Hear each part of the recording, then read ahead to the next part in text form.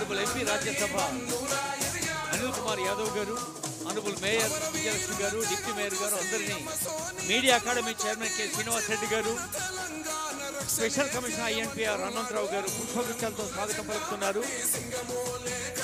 Media academy chairman Srinivas Reddy గారి పక్షాన, commissioner INPR Hanumantharao గారి పక్షాన వనిత గారు, వెంకటేశ్వరరావు గారు, Kishore Babu garu, JD Jagan, JD Srinivas, JD Ramana, DD Rajareddy, Y Venkateswara garu, media academy secretary S Venkateswararao garu, MR Sampath గారు, పూర్ణచంద్రరావు గారు పుష్పగుచ్చాలందరికీ స్వాగతం.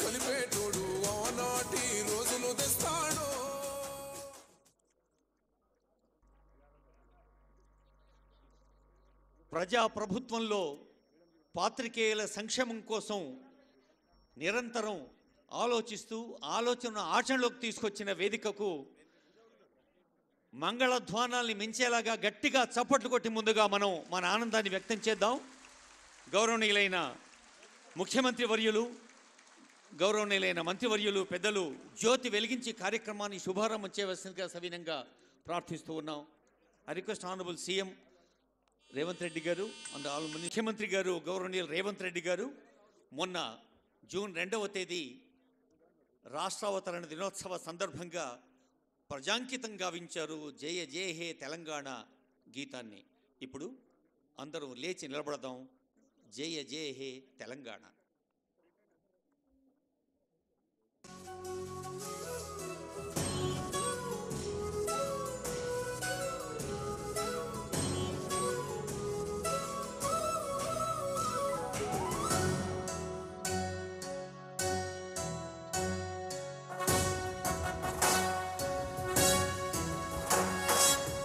జయ హే తెలంగాణ జననీ జయ కేతనం, ముక్కోటి గొంతుకలు ఒక్కటైన చేతనం, తరతరాల చరిత గల తల్లి నీరాజనం, పద పదాన నీ పిల్లలు ప్రణమిల్లిన శుభతరుణం. జయ తెలంగాణ జయ జయ తెలంగాణ, జయ తెలంగాణ జయ జయ తెలంగాణ.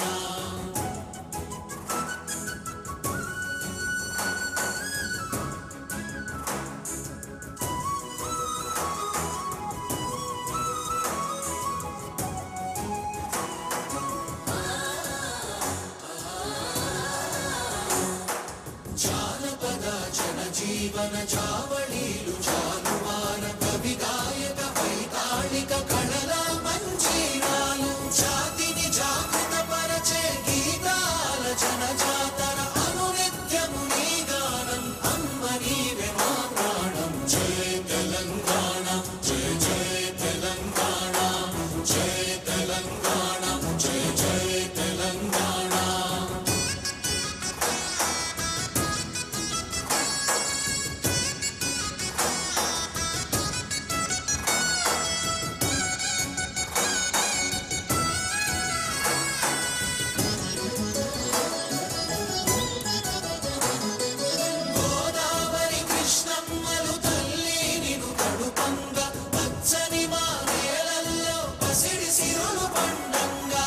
శాంతుల తెలంగాణ సుభిక్షంగా ఉండాలి, ప్రతిదినమది తెలంగాణ ప్రజల కలలు పండాలి. జయ తెలంగాణ జయ జయ తెలంగాణ, జయ తెలంగాణ జయ జయ తెలంగాణ, జయ తెలంగాణ జయ జయ తెలంగాణ, జయ తెలంగాణ జయ జయ తెలంగాణ.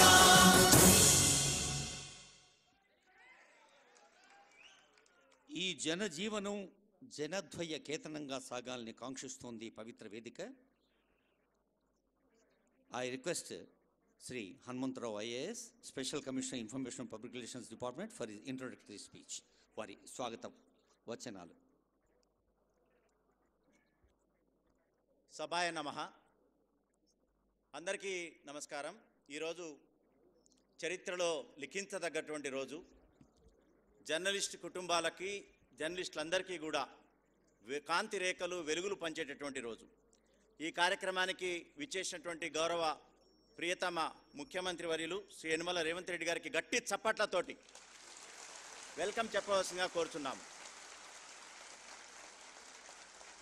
ఎందుకంటే దశాబ్దాల తరబడి ఎదురు చూస్తున్నటువంటి స్వప్నం సాకారం అవుతున్నటువంటి రోజు ఇది. జర్నలిస్టులకి హౌస్ సైట్ అనేది, ఇల్లు అనేది చిరకాల వాంఛ. దశాబ్దాల తరబడి నెరవేరినటువంటి ఆకాంక్షను ఈరోజు స్టార్ట్ అవుతుంది. తొలి అడుగుతోటి జవహర్లాల్ నెహ్రూ హౌసింగ్ సొసైటీకి 38 ఎకరాల భూమిని స్వాధీనపరిచేటటువంటి అద్భుతమైన కార్యక్రమానికి శ్రీకారం చుట్టినటువంటి ముఖ్యమంత్రి గారికి మరొకసారి కరతాళ ధ్వనులతోటి మనం కృతజ్ఞతలు తెలియాల్సిన అవసరం ఉంది. అదేవిధంగా దీనికి చొరవ చూపినటువంటి ఐఎన్పిఆర్ మినిస్టర్ గారు పొంగులేటి శ్రీనివాసరెడ్డి గారు, అదేవిధంగా గౌరవ మంత్రివర్యులు పొన్నం ప్రభాకర్ గారు, మేయర్ గారు గద్వాల విజయలక్ష్మి గారు, గౌరవ రాజ్యసభ సభ్యులు అనిల్ కుమార్ యాదవ్ గారు, అదేవిధంగా దానం నాగేందర్ రెడ్డి గారు, ముఖ్యంగా మీడియా అకాడమీ చైర్మన్ శ్రీనివాసరెడ్డి గారు, మరియు డిప్యూటీ మేయర్ గారు, కార్పొరేటర్ గారు, ఇతరత్ర ముఖ్యంగా ఈరోజు ఈ యొక్క ఫలాన్ని అందుకుంటున్నటువంటి మొట్టమొదటి society Jawaharlal Nehru journalist housing society అధ్యక్షులు కిరణ్ కుమార్ గారు, ఉపాధ్యక్షులు రవికాంత్ రెడ్డి గారు, వంశీ శ్రీనివాస్ గారు, రమణారావు గారు, అశోక్ రెడ్డి గారు, మీ తరపున మీ ప్రతినిధులుగా వారు వేదికపై ఉన్నారు. అందరికీ కూడా ఒక్కసారి గట్టి కరతాళ ధ్వనులతో చప్పట్లు చేయాలి. ఈరోజు మహత్తరమైనటువంటి రోజు. ఈరోజు నిన్న వినాయక చవితి అయింది, కానీ అసలు వినాయక చవితి పండగ అనేది జర్నలిస్టుల కుటుంబాల్లో నిజమైనటువంటి పండగ ఈరోజు అని చెప్పక తప్పదు. ఏ విధమైనటువంటి విఘ్నాలు కలగకుండా రాష్ట్ర వ్యాప్తంగా జర్నలిస్టుల యొక్క సంక్షేమానికి ఒక తొలి అడుగు పడినటువంటి రోజు. దీనిలో భాగంగా ఈరోజు 38 ఎకరాలు Jawaharlal Nehru journalist housing society Pet Basheerabad గ్రామం, కుత్బుల్లాపూర్ మండలం, మేడ్చల్ మల్కేజ్గిరి జిల్లాలో సర్వే నెంబర్ 25/2లో 38 ఎకరాల భూస్వాధీన పత్రం ఈరోజు ప్రోగ్రాం జరుగుతుంది.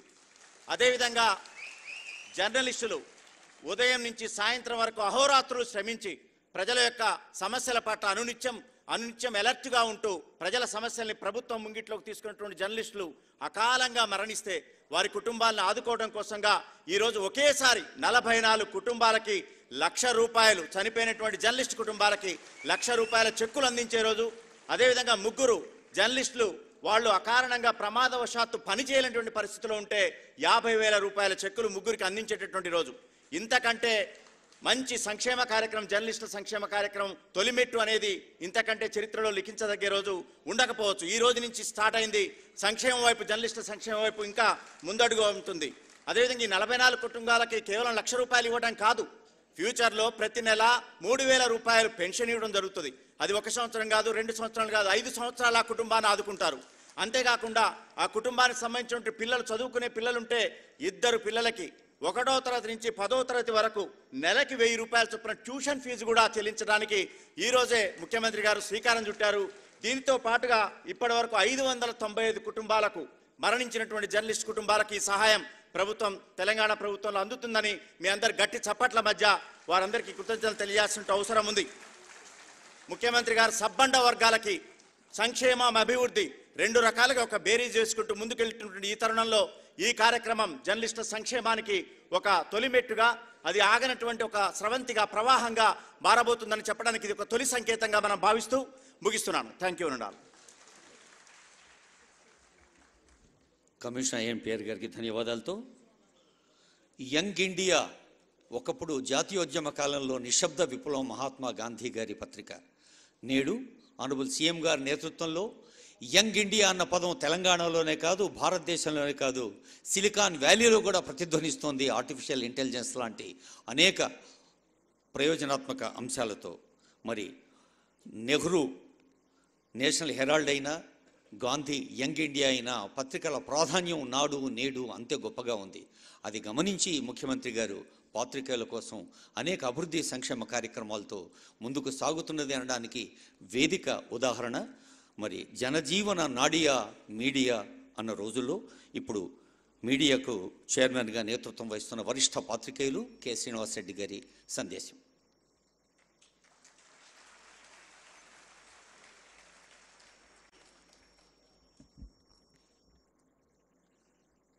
గౌరవనీయ ముఖ్యమంత్రి రేవంత్ రెడ్డి గారు, గౌరవనీయ మన మంత్రివర్యులు రెవెన్యూ సమాచార శాఖ హౌసింగ్ శాఖ మంత్రి పొంగులేటి శ్రీనివాసరెడ్డి గారు, అలాగే గౌరవ మంత్రివర్యులు పొన్నం ప్రభాకర్ గారు, ట్రాన్స్పోర్ట్ అండ్ బీసీ సంక్షేమ సంఘం హైదరాబాద్ మేయర్ గద్వాల విజయలక్ష్మి గారు, రాజ్యసభ సభ్యులు అనిల్ కుమార్ యాదవ్ గారు, ముఖ్యమంత్రి సలహాదారు వేం నరేందర్ రెడ్డి గారు, గౌరవ శాసనసభ్యులు రంగారెడ్డి గారు, media deputy mayor Mothe Srilathareddy గారు, గౌరవ కార్పొరేటర్ శ్రీమతి విజయారెడ్డి గారు, సమాచార కమిషనర్ గౌరవ హనుమంతరావు గారు, జవహర్లాల్ నెహ్రూ సొసైటీ నాయకత్వం కిరణ్ కుమార్, రవికాంత్, వంశీ, రమణారావు, అశోక్ రెడ్డి, ఇతర మిత్రులందరికీ నమస్కారాలు తెలియజేస్తున్నాను. ఇలాంటి సభ పండుగ రోజు ఎప్పుడు వస్తుందా అని చెప్పి దాదాపు 18 సంవత్సరాలుగా ఎదురు చూస్తున్నటువంటి జవహర్లాల్ నెహ్రూ సొసైటీ సభ్యులందరికీ మరింతగా ఆహ్వానం. అలాగే మన తోటి సహచరులు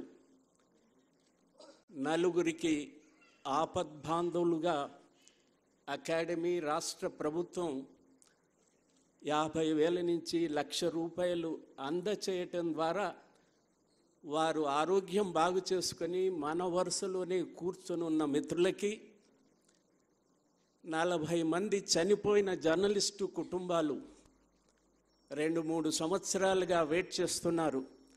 ప్రభుత్వం నుంచి సహకారం కోరుతూ దరఖాస్తులు చేసి వచ్చినటువంటి 44 కుటుంబాల వివిధ జిల్లాల నుంచి వచ్చినటువంటి వారి కుటుంబ సభ్యులు అందరికీ ఆహ్వానం. ముఖ్యమంత్రి గారు, ఇవాళ ఇంతమంది జవహర్లాల్ నెహ్రూ సొసైటీకి సంబంధించిన సభ్యులు కుటుంబాలతో హాజరయ్యారు. దానికి నాకు ఒక మిత్రుడు వచ్చి అడిగాడు, సార్ ఇది నిజమేనా? దాదాపు 2 సంవత్సరాల నుంచి, అంతకుముందు 16-18 సంవత్సరాల నుంచి మీకు వస్తుంది వస్తుంది వస్తుంది అని చెప్పారు. ఈసారి డేట్ పెట్టారు, మా ఆవిడే అడుగుతుంది ఇది నిజమేనా? మేమంతా కుటుంబ సభ్యులతో వస్తే కానీ మాకు సంతృప్తి లేదు. ముఖ్యమంత్రి గారు ఆ కాగితాన్ని ఇస్తుంటే చూడాలని, రెవెన్యూ మంత్రి గారి సమక్షంలో చూడాలని కోరికతో వచ్చిన మిత్రులందరికీ నేను 1-2 విషయాలు మీ దృష్టికి తీసుకురాదలిచాను. వీరితో పాటు ఇక హైదరాబాదులో స్థలాలు లభించని జవహర్లాల్ నెహ్రూ సొసైటీ ద్వారా దాదాపు 1100 మందికి ప్లాట్లు లభించబోతున్నాయి. వీరు కాకుండా ఇంకా హైదరాబాదులో దాదాపు ఒక 3,000 మంది జర్నలిస్టులు దాదాపు 5, 6, 10 సంవత్సరాల నుంచి వెయిట్ చేస్తూ ఉన్నారు. వారికి సంబంధించి జిల్లా కేంద్రాల్లో ఉన్నటువంటి అంత ఒత్తిడి జిల్లా కేంద్రాల్లో లేదు. నేను పరిశీలించిన దాంట్లో హైదరాబాదులో ఉన్నంత ఒత్తిడి జిల్లా కేంద్రాల్లో లేదు. జిల్లా కేంద్రాల్లో పనిచేస్తున్నటువంటి జర్నలిస్టులకి, మండల కేంద్రాల్లో పనిచేస్తున్న వారిది కూడా పెద్ద ఒత్తిడి లేదు. ఎందుకంటే ఆల్టర్నేట్స్ ఉన్నాయి. హైదరాబాదులోనే ఇబ్బంది, స్థలం ఎక్కడా అనేది ఆలోచన చేయాల్సి ఉంది. వీటి మీద ఖచ్చితంగా ముఖ్యమంత్రి గారు అభిప్రాయాన్ని, రెవెన్యూ మంత్రి గారు అభిప్రాయాన్ని వెల్లడిస్తారు. కానీ ఇంతకన్నా పెద్ద సభ, 4 సభ ఈ నెలాఖరులో జరగబోతుంది. ఆ లోపు మేము 10 సంవత్సరాల నుంచి, 8 సంవత్సరాల నుంచి, 2 సంవత్సరాల నుంచి వెయిట్ చేస్తూ ఆలస్యమైందని భావిస్తున్న జవహర్లాల్ నెహ్రూ సొసైటీ వారికి 2 మాసాలు గవర్నమెంట్కు దొరికిన సమయం. వరుసగా అసెంబ్లీ ప్రజలకు ఇచ్చిన వాగ్దానాల అమలుకు సంబంధించి ఎక్సర్సైజు, ఆ తర్వాత బడ్జెటు, ఆ తర్వాత లోకసభ ఎన్నికలు. ఇప్పుడు కొంత రేవంత్ రెడ్డి గారి ప్రజాప్రభుత్వము 2.5 మాసాల నుంచి పని చేయటం మొదలు పెడుతుందని నేను భావిస్తున్నాను. అందుకని ఆలస్యం కాలేదు. ముఖ్యమంత్రి గారు ఇచ్చిన దాని ప్రకారంగా ఎప్పుడు అడుగుతూనే ఉన్నారు. మీరంతా అడిగినప్పుడల్లా చెప్తూనే ఉన్నారు. వారిద్దరూ రెవెన్యూ మంత్రి గారి వైపు చూపించటము, నా వైపు చూపించటం జరిగింది. నేను మనసారా ముఖ్యమంత్రి గారికి, రెవెన్యూ మంత్రి గారికి మనసారా కృతజ్ఞతలు తెలియజేస్తున్నాను. అలాగే హెల్త్ కార్డుల గురించి చెప్పారు లెక్కలు. నేను ముఖ్యమంత్రి గారిని కోరేది, కార్పొరేట్ ఆసుపత్రులు అంగీకరించటం లేదు. ప్రభుత్వ ఆసుపత్రుల్లో, నిమ్స్లో కొంతమేరకు జరుగుతున్నాయి. నేను ముఖ్యమంత్రి గారి దృష్టికి వచ్చినప్పుడు మనం వైఎస్ రాజశేఖర రెడ్డి గారి పీరియడ్లో 1,00,000 రూపాయలకు ఇన్సూరెన్స్ చేశాము కుటుంబాన్ని. ఇప్పుడు ఆ రకంగా ఏదైనా జర్నలిస్టుల నుంచి కొంత 1/4 1/3 కొంత పే చేయటం ద్వారా మొత్తం కుటుంబాన్ని తల్లిదండ్రులతో సహా దాన్ని చేయటానికి ప్రయత్నం చేస్తే బాగుంటుంది అంటే ముఖ్యమంత్రి గారు సంతోషించి చెప్పారు. ఎక్సర్సైజ్ చేశాము. కానీ 25,000 జర్నలిస్టు కుటుంబాలకి 100 కోట్ల రూపాయలు అవుతుంది. ఇది నేను సానుకూలంగా ఎందుకు లేనంటే, మన వాళ్ళు మొత్తము పని చేసిన రోజుల్లో, కార్పొరేట్ ఆసుపత్రులు అంగీకరించిన రోజుల్లో 16 కోట్లకు మించలేదు. 16 కోట్లకు మించలేదు. ముఖ్యమంత్రి గారిని అడిగి దీన్ని కొంత పెంచటం ద్వారా ఇప్పుడున్న స్కీమ్నే మరో రకంగా ఆలోచిస్తే బాగుంటుందని చెప్పి ముఖ్యమంత్రి గారికి విజ్ఞప్తి చేస్తున్నాను. ఇక అక్రిడిటేషన్స్కి సంబంధించి భారతదేశంలో ఎక్కడా లేని విధంగా మన రాష్ట్రంలో 24,000 అక్రిడిటేషన్స్ ఉన్నాయి. అర్హులైన జర్నలిస్టులందరికీ రావాల్సిందే. కానీ ఎక్కడికి వెళ్ళినా అనర్హులైన జర్నలిస్టులు అనేక మంది ఉన్నారని చెప్పి పదే చెప్తున్నారు. ఇది మనకు గౌరవం కాదు, వృత్తికి గౌరవం కాదు. ప్రజల్లో దిగజారుతున్న జర్నలిజం పట్ల ప్రజల్లో గతంలో ఉన్న భావం ఉందా? వృత్తి పట్ల ఉందా? దాన్ని మనం ముఖ్యమంత్రి గారు, సమాచార శాఖ మంత్రి గారు ఇచ్చేటటువంటి ధీమాతో అర్హులైన వాళ్ళందరికీ అక్రిడిటేషన్స్ రావాల్సింది. అనర్హులైన ప్రతి ఒక్కరిని తొలగించాల్సింది. దానికి ఒక ప్రత్యేక కమిటీని వేసి గతంలో రాష్ట్ర ప్రభుత్వము రూపొందించినటువంటి 2016 అక్రిడిటేషన్ రూల్స్ని నేను ఆనాడే అనుకున్నాను చాలా పెద్ద పొరపాటు చేస్తున్నారని. 2 సంఘాలు కోర్టుకు వెళ్ళాయి, హైకోర్టుకి. ఇది ఫండమెంటల్ ప్రాథమిక హక్కులకు వ్యతిరేకమైంది చెప్పి 2 కౌంట్లలో ఈ రూల్స్ను కొట్టేసింది హైకోర్టు. ఇప్పుడు రూల్స్ లేవు. అక్రిడిటేషన్ రూల్స్ మళ్ళీ ఫ్రేమ్ చేయాలా. భాషా ప్రాతిపదికన అక్రిడిటేషన్ల విభజన జరగకూడదు. Fundamental right. భాష, కులము, మతముతో ఉండకూడదుగా. భాషా ప్రాతిపదికగా చేశారు. పత్రికలని సర్క్యులేషన్ ప్రాతిపదికగా విభజించాల్సిందే తప్ప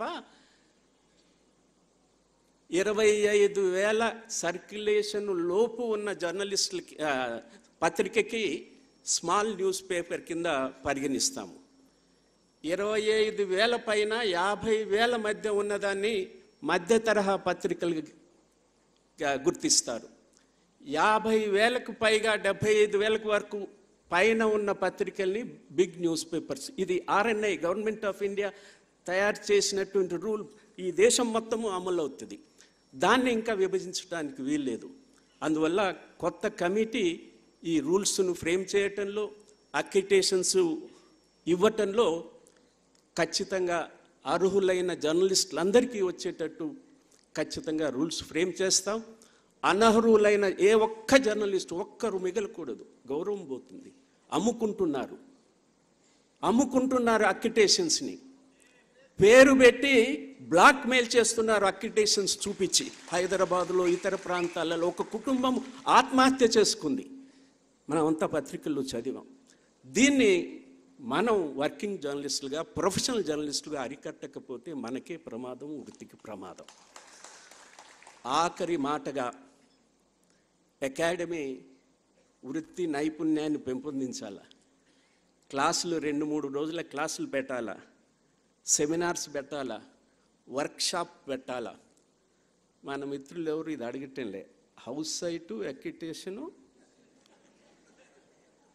అందుకని వెంటనే ఈ కార్యక్రమం మొదలు పెడదాం. నైతిక ప్రమాణాలు పెంపొందించడానికి మన వంతు కర్తవ్యం చేద్దామని ముఖ్యమంత్రి గారు, రెవెన్యూ మంత్రి గారు మన మొదటి కోరిక, చాలా కాలం నుంచి వెయిట్ చేస్తున్నటువంటి, పోటీ పడొద్దు, జవహర్లాల్ నెహ్రూ సొసైటీలకు వచ్చింది మాకు రాలేదు అనే బాధ వద్దు. 18 సంవత్సరాలు 2 దశాబ్దాలు డబ్బులు కట్టి, గవర్నమెంట్కు డబ్బులు పెట్టి, కోట్ల రూపాయలు కట్టి ఎదురు చూస్తూ 5-6 చచ్చిపోయారు, కుటుంబాలు చచ్చిపోయాయి. అందుకని పోటీ పడబాకండి. మనం ఈ గవర్నమెంట్ వచ్చి 72 మంది చనిపోయారు. సో అందువల్ల వీరికి పోటీ పడి ముఖ్యమంత్రి గారిని, రెవెన్యూ మంత్రి గారిని, పొన్నం ప్రభాకర్ గారిని మాకెప్పుడు అనబాకండి. కొద్దిగా టైం ఇవ్వండి. నెక్స్ట్ 5-6 వేల మందితో జర్నలిస్టులు రాష్ట్ర వ్యాప్త ఒక సభ పెట్టి అక్కడ ముఖ్యమంత్రి గారిని మాకు ఒక సానుకూల ప్రకటన చేయండి అని అడుగుతాం. అందరూ సహకరించాలని చెప్పి కోరుతూ ధన్యవాదాలు. మీడియా అకాడమీ అధ్యక్షులు కె. శ్రీనివాసరెడ్డి గారు పెద్దలకు ధన్యవాదాలతో, తెలంగాణ జనసామాన్యానికి ఏ అవసరం ఉన్నా ప్రభుత్వంగా మేము ఉన్నాం అని సేవలో ముందున్న గౌరవ మంత్రివర్యులు పొన్నం ప్రభాకర్ గారి సందేశం.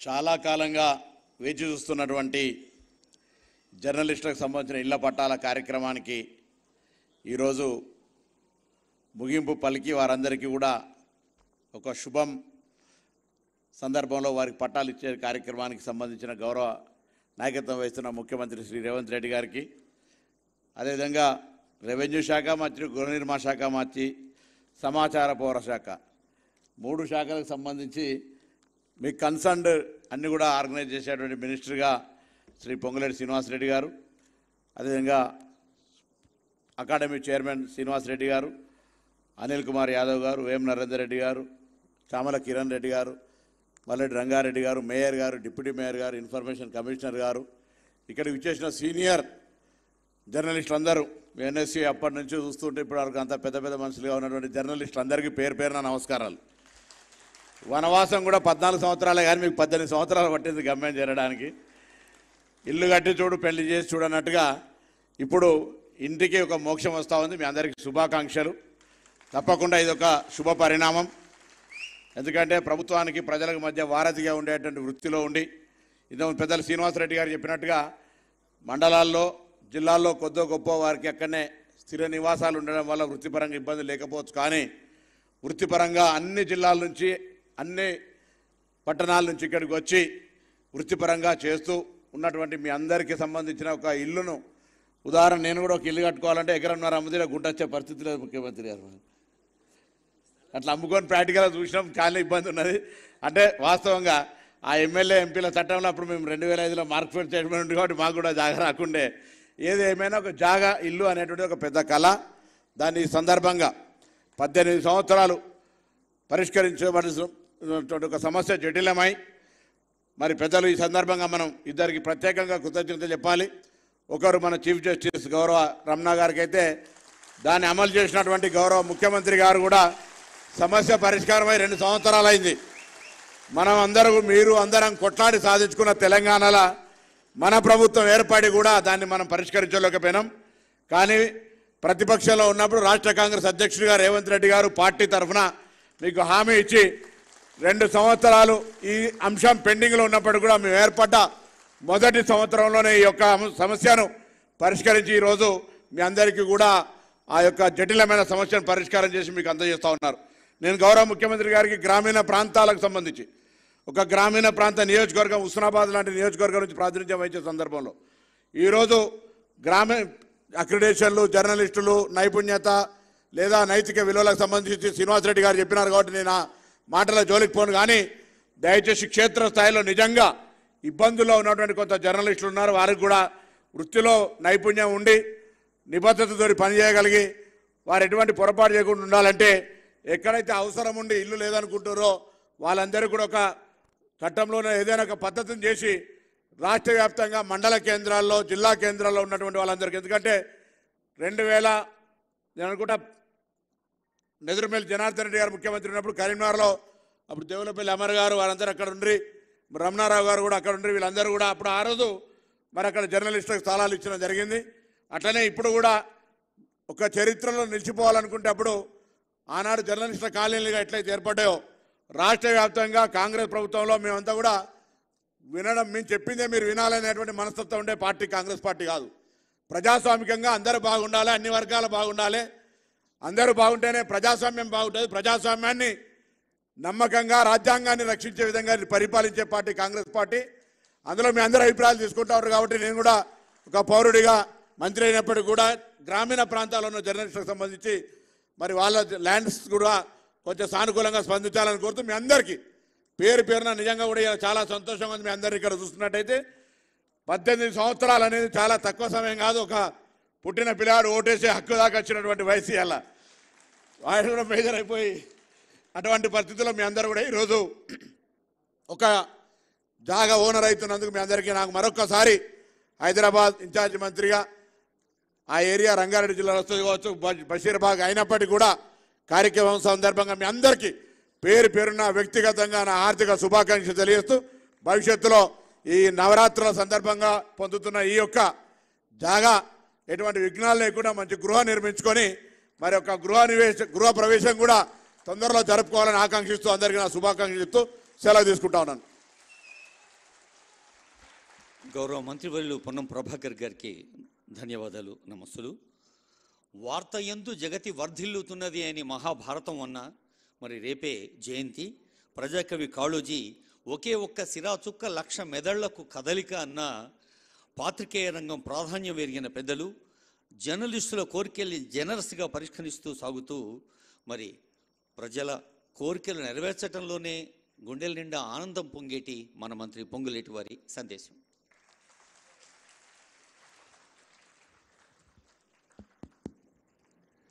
సభకు నమస్కారం. ఈ కార్యక్రమానికి ముఖ్య అతిథిగా విచ్చేసిన మన అందరికీ దిక్చూసి మన గౌరవ ముఖ్యమంత్రి గారు రేవంత్ రెడ్డి గారికి, సహచార మంత్రివర్యులు పొన్నం ప్రభాకర్ గారికి, ప్రెస్ అకాడమీ చైర్మన్ అనుభవజ్ఞులు పెద్దలు శ్రీనివాసరెడ్డి గారికి, పార్లమెంట్ సభ్యులు అనిల్ గారు, కిరణ్ కుమార్ రెడ్డి గారికి, వేం నరేంద్ర రెడ్డి గారికి, సహచర ఎమ్మెల్యే గారు రంగన్న గారికి, అదే రకంగా మేయర్ గారు, డిప్యూటీ మేయర్ గారు, కమిషనర్ గారు, ఈ జేఎన్జే సొసైటీ అధ్యక్ష కార్యవర్గ వారి టీం అందరికీ, ఈ కార్యక్రమంలో అనేక సంఘాలు వారు ఉన్నారు, వారందరికీ ముఖ్యంగా ప్రెస్ కుటుంబ సభ్యులందరికీ మనస్ఫూర్తిగా శిరస్సు వంచి పేరు పేరున హృదయపూర్వక నమస్కారం. మార్పు కావాలని, అది ఇందిరమ్మ రాజ్యంతోనే సాధ్యమని తెలంగాణ రాష్ట్ర యావత్తు ప్రజలతో పాటు మీడియా మిత్రులందరి సహకారంతో ఇందిరమ్మ రాజ్యం ఏర్పడి 8 నెలలు, నియర్లీ 9 నెలలు కావస్తుంది. గౌరవ ముఖ్యమంత్రి గారు ఎన్నికల ముందు ఏదైతే ఇందిరమ్మ రాజ్యం వస్తే తప్పకుండా మాటలతో కాకుండా చేతలతో మీడియా మిత్రులకి వాగ్దానాలు ఏవైతే చేస్తున్నామో చేసి చూపిస్తామని ఆనాడు అనేక ఎన్నికల సభలో చెప్పిన మాట వాస్తవం. ఇందాక శ్రీనివాసరెడ్డి గారు పెద్దలు చెప్పినట్లు అన్న మాట ప్రకారం 18 సంవత్సరాల చిరకాల వాంఛ ఈనాడు నా జర్నలిస్టు సోదరులందరికీ గౌరవ ముఖ్యమంత్రి గారి ప్రోద్బలంతో, సహకారంతో అనేక పర్యాయాలు శ్రీనివాసరెడ్డి గారు, ఈ సంఘ ప్రతినిధులు అనేక పర్యాయాలు గౌరవ ముఖ్యమంత్రి గారితో కూర్చొని క్షుణ్ణంగా దీని మీద చర్చించడం జరిగింది. ఒకసారో 2 సార్లు కాదు, పోయినప్పుడల్లా నన్ను సున్నితంగా మందలిచ్చేవాళ్ళు కూడా, ఇంకెప్పుడు ఇస్తావు సీనన్నా, లేట్ చేస్తున్నట్టున్నావు, నువ్వు స్పీడప్ చేయి వీలైనంత తొందరగా ఇవ్వాలి అని అనేక సార్లు మేమిద్దరం కూర్చున్నప్పుడు కూడా నన్ను సున్నితంగా మందలిచ్చిన సందర్భాలు ఉన్నాయి. కానీ దానికి టైం రావాలి. ఆ టైం ఈనాడు వచ్చింది. మనస్ఫూర్తిగా మీ అందరి పక్షాన కూడా గౌరవ ముఖ్యమంత్రి గారికి అభినందనలు, కృతజ్ఞతలు కూడా తెలియజేస్తున్నాను. ఈనాడు మీ అందరినీ వెనక చెప్పేది లక్షాధికారులను చేస్తున్నామని. లక్షాధికారులని కాదు, ఈనాడు దీంట్లో సుమారు 1105 మంది సభ్యులు, పెద్ద కోటేశ్వరులు మీరంతా. నాటు లక్షాధికారులు కాదు, మీరంతా ఈనాడు కోటేశ్వరులు. కోటేశ్వరులని చెప్పడానికి మీ మంత్రిగా నాకు చాలా ఆనందంగా ఉంది, చాలా సంతోషంగా కూడా ఉంది. గత ప్రభుత్వంలో ఇది కంపారిజన్ కాదు. గత ప్రభుత్వంలో ముఖ్యమంత్రి గారిని కలవాలి అంటే నెలలు సంవత్సరాల తరబడి మీరందరూ ఎదురు చూసిన సందర్భాలు మర్చిపోలేదు. మీకు గుర్తుంది, నాకు గుర్తుంది. అంతేకాదు, ఏనాడు మీడియా మిత్రులు ఆ ప్రెస్ మీట్ పెట్టినప్పుడు వారికి అనుకూలమైన క్వశ్చన్లు వస్తే తప్ప ఏ మీడియా మిత్రులైనా ఆనాటి ముఖ్యమంత్రి గారిని ఇదేంటి సార్ అని అంటే కూర్చో ఇంకా నేను చెప్పే లాంగ్వేజ్ తక్కువ, ఏదో ఉండే నీ పేపరు ఏంటది ఇట్లా స్టైల్గా అలా ఉండేది. కానీ ఈ ప్రభుత్వం వచ్చిన తర్వాత, పేదోడు ప్రభుత్వం, ఇందిరమ్మ ప్రభుత్వం, గౌరవ ముఖ్యమంత్రి రేవంత్ రెడ్డి గారి నాయకత్వంలోని మనందర ప్రభుత్వం వచ్చిన తర్వాత స్వేచ్ఛగా ఈనాడు గౌరవ ముఖ్యమంత్రి గారి మీద కానీ, మీ మంత్రిగా నా మీద కానీ, ఇంకా మా సహచర మంత్రులు ఎమ్మెల్యేల మీద కొంతమంది వ్యతిరేకమైన వార్తలు రాసినా అవి నిజాలు కాకపోయినా అధికారాన్ని ఉపయోగించి ఆ తమ్ముళ్ళని, ఆ కుటుంబ సభ్యులని ఈ ప్రభుత్వం కానీ, వ్యక్తిగతంగా నేను కానీ, ముఖ్యమంత్రి కానీ, మా కేబినెట్ మంత్రులు కానీ, మా శాసనసభ్యులు కానీ ఎక్కడా ఇబ్బంది పెట్టిన సందర్భాలు ఉండవు. స్వేచ్ఛ అంటే అది ఇందిరమ్మ రాజ్యంలోనే సాధ్యం. దానికి మొచ్చు మునకే ఈ ప్రభుత్వం ఫ్రీగా మీకు తోచినది రాయమని స్వేచ్ఛగా ఈ ప్రభుత్వంలో ఈనాడు ఫ్రీగా ఓపెన్గా మీ మనసులోది మీకు తోచింది ప్రజలు ఏం కోరుకుంటున్నారో నిజమేదో. కొన్ని ఎల్లో పేపర్లో ఎల్లో మిత్రులు ఉన్నారు, పింక్ కలర్ మిత్రులు, వాళ్ళు ఏ రకంగా చిత్రీకరిస్తున్నారో చూస్తున్నాం. ఒక అద్భుతమైన కార్యక్రమం హైడ్రా, ఆ హైడ్రాను కూడా ఏ రకంగా చిత్రీకరిస్తున్నారో చూస్తున్నాం. గడిచిన వారం రోజుల నుంచి రాష్ట్ర వ్యాప్తంగా అనేక జిల్లాలు అతలకుతలమవుతున్నాయి వరదలతో. దాంట్లో కూడా రాజకీయ లబ్ధి కోసం ఆ పార్టీ నాయకులు, ఆనాటి ప్రతిపక్ష పెద్దలు మాట్లాడుతుంటే దాన్ని చిత్రీకరించి బొమ్మలు చిత్రాలు ఎలా చూపిస్తున్నారో చూస్తున్నాం. అయినా ఈ ప్రభుత్వం కానీ, ఈ రథసారథి రేవంత్ రెడ్డి గారు కానీ ఎప్పుడు ఏ ఒక్క మీడియా మిత్రుల మీద చిన్న కేసు పెట్టింది కూడా లేదు, భవిష్యత్తులో కూడా ఉండదు. అంతెందుకు, ఇప్పుడు ఈ 1105 మందిలో నాకు తెలిసి వాళ్ళని అభిమానించే వాళ్ళు కూడా కొంతమంది ఉన్నారు. వాళ్ళకి ఇస్తే కుదరదు అని మేము అనలా, ఏమన్నాం. గౌరవ ముఖ్యమంత్రి గారే చెప్పారు, అట్లేమీ లేదు, వాళ్ళు మన తమ్ముళ్ళే, నిజం తెలుసుకుంటారు. నిజంగా వాళ్ళు మన ద్వారా కోటేశ్వరులు ఈ ప్రభుత్వం ద్వారా అవుతున్నప్పుడు తప్పకుండా వాళ్ళలో కూడా పరివర్తన వస్తుంది అని గౌరవ ముఖ్యమంత్రి గారి ఆలోచన. అంటే ఈ ప్రభుత్వం యొక్క ఆలోచన, ఈ ప్రభుత్వం యొక్క పరితనం, ఈ ప్రభుత్వం యొక్క బ్రాడ్ మైండ్ అలా ఉంటుంది. అదే ఇందిరమ్మ రాజ్యం. నిజంగా ఇది ఒక వారం రోజుల క్రితమే జరగాల్సి ఉండే, ఆనాడు కొన్ని అనివార్య కారణాల వల్ల పోస్ట్ పోన్ చేసి మళ్ళీ ఈరోజు పెట్టుకున్నాం. ఈరోజు కూడా ఉదయం 11 గంటలకే జరగాలి. కానీ రాత్రి మళ్ళీ వర్షాలు ఉధృతమైన సందర్భంగా గౌరవ ముఖ్యమంత్రి గారి సూచనల మేరకు మళ్ళీ నేను జిల్లాకి వెళ్లాల్సి వచ్చింది. జిల్లాలోకి వెళ్తే మళ్ళా హెలికాప్టర్ పంపించి లేట్ అవుతుంది సీనన్న, నువ్వు వచ్చే ఏమంటే ఎట్టి పరిస్థితుల్లో ఈరోజు జరపాలి అని చెప్పారు. 3 గంటలుగా 3ంటికి అన్నారు. లేట్ అయినందుకు నా మీడియా కుటుంబ సభ్యులందరినీ మన్నించవలసిందిగా మనస్ఫూర్తిగా కోరుతున్నా. ఈరోజు యావత్ తెలంగాణ రాష్ట్రంలో వరదల ఉధృతితో అతలకుతలమవుతుంది రాష్ట్రం. ఈ రాష్ట్రాన్ని తప్పకుండా, ఈ రాష్ట్ర ప్రజలని, పేదవాళ్ళకి అండగా మాతో పాటు మీరు కూడా పూర్తి సహకారం ఉండాలని కూడా మిమ్మల్ని వేదిక మీద నుంచి మనస్ఫూర్తిగా కోరుతున్నా. ఇంతేకాదు భవిష్యత్తులో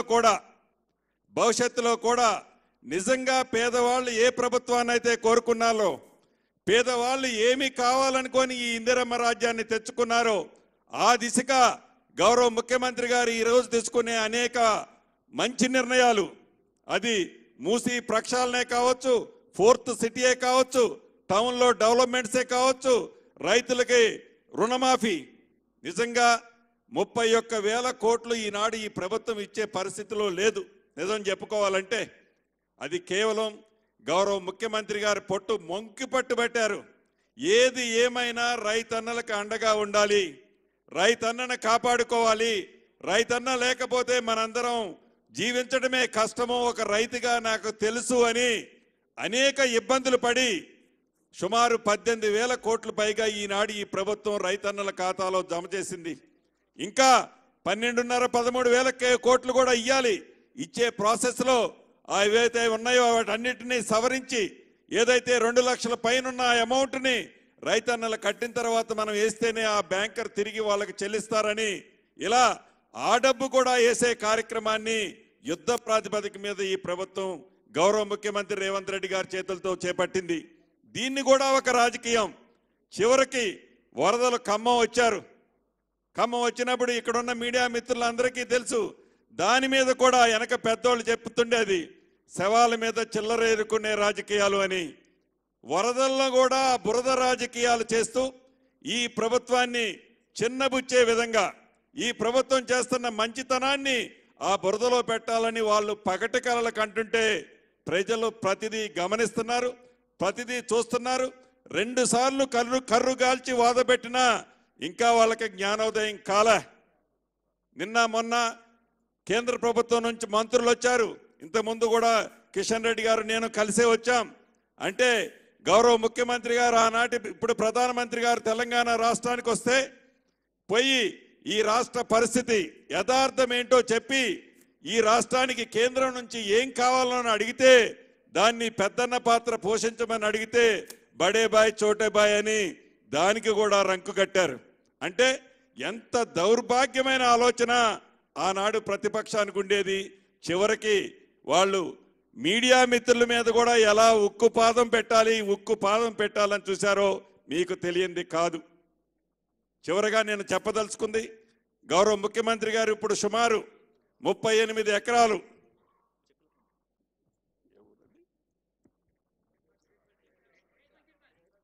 బేగ్ బషీర్ బాగ్ దగ్గర 38 ఎకరాలు 1105 నెంబర్లకి ఇవ్వటం జరిగింది. ఇందాక సభ్యులున్నారు, సుమారు 23-24 వేల మందికి గతంలో కార్డులు ఇచ్చారు. అనేక సార్లు నేను శ్రీనివాసరెడ్డి గారు అనుకున్నాం, కానీ ఇంత పెద్ద ఎత్తున దాంట్లో జెన్యూన్గా ఉన్న వాళ్ళకి, ఎవరైతే జెన్యూన్ జర్నలిస్టులు ఉన్నారో వాళ్ళకి ఇవ్వటానికి ఈ ప్రభుత్వానికి గౌరవ ముఖ్యమంత్రి గారికి కానీ ఈ ప్రభుత్వానికి కానీ ఎటువంటి ఇబ్బంది లేదు. ఆ జెన్యూనిటీని తేల్చాల్సింది ప్రభుత్వ పక్షంలో ఉన్న గౌరవ ముఖ్యమంత్రి గారో మంత్రిగా నేనో కాదు, సభ్యులైన మీరే తేల్చాలి. అది మండల స్థాయి కానీ జిల్లా స్థాయి కానీ ఇంకా హైదరాబాద్లో కూడా చాలామంది ఉన్నారు అర్హులైన జర్నలిస్టులు. తప్పకుండా వాళ్ళ ఆరోగ్య కార్డ్స్ విషయంలో కానీ ఇతరత్ర విషయంలో కానీ తప్పకుండా పాజిటివ్గానే థింక్ చేస్తుంది ఈ ప్రభుత్వం. నెగిటివ్ సెకండ్ యాంగిల్లో ఈ ప్రభుత్వం ఎట్టి పరిస్థితుల్లో ఎప్పుడూ థింక్ చేయదు, పాజిటివ్లోనే థింక్ చేస్తుంది. కానీ అది జెన్యూనిటీ ఉంటేనే చేయగలుగుద్ది. దాన్ని గమనించి మీలో మీరే ఎవరు జెన్యూన్ అనేది లిస్ట్ ఫైనల్ చేస్తే మరొక్కసారి కూడా తప్పకుండా ఇదేమీ ఫైనల్ కాదు, ఇది స్టార్టింగ్ మాత్రమే. ఆనాడు కాంగ్రెస్ ముఖ్యమంత్రిగా దివంగత నేత వైఎస్ రాజశేఖర రెడ్డి గారి టైంలో ఇచ్చాం.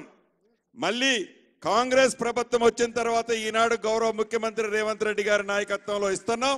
భవిష్యత్తులో రాబోయే ఈ 4 సంవత్సరాల 3 నెలల్లో కూడా ఇంకా చాలా మందికి ఇవ్వాల్సిన వాళ్ళు ఉన్నారు, వేలాది మంది ఉంటారు. డెఫినెట్గా ఇస్తాం, ఇచ్చే దాంట్లో వెనక్కిపోయేది లేదు. కానీ ఆ జెన్యూనిటీ అనేది ముఖ్యం.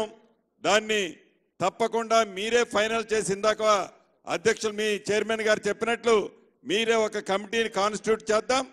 దాంట్లో జెన్యూనిటీ నామ్స్ మీరు ఫైనల్ చేసి ఆ పద్ధతిలో చేసిన తర్వాత అర్హులైన వాళ్ళకి అన్ని రకాలుగా గౌరవ ముఖ్యమంత్రి రేవంత్ రెడ్డి గారి నాయకత్వంలోని ఈ ఇందిరమ్మ ప్రభుత్వం మీకు అండదండలుగా ఉంటుందని మరొక్కసారి మనస్ఫూర్తిగా గౌరవ ముఖ్యమంత్రి గారికి అభినందనలు కృతజ్ఞతలు తెలుపుతూ ఆల్ ది బెస్ట్ మీ అందరికీ చెప్తూ సెలవు తీసుకుంటున్నాను. Thank you very much.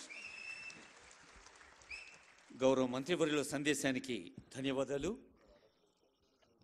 దురదృష్టవశాత్తు ఫ్యామిలీ బ్రెడ్ విన్నర్ కుటుంబ పెద్ద దూరమైతే ప్రభుత్వ పెద్దగా నేనున్నాను అంటూ ముఖ్యమంత్రి గారు అందిస్తున్న ఆర్థిక సాయం, స్వర్గీయులైన పాత్రికేయ కుటుంబాలకు ₹1,00,000 ఆర్థిక సహాయం.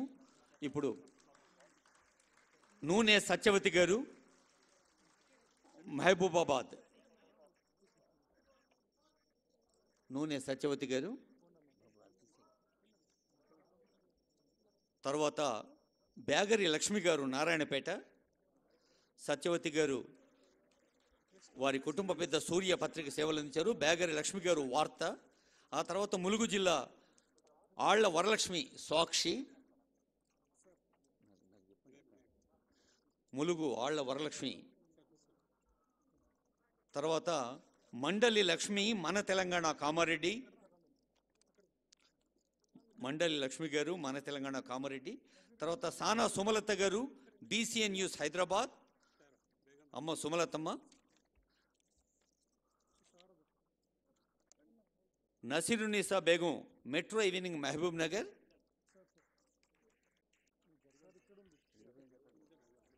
నసీరునిసా బేగం గారు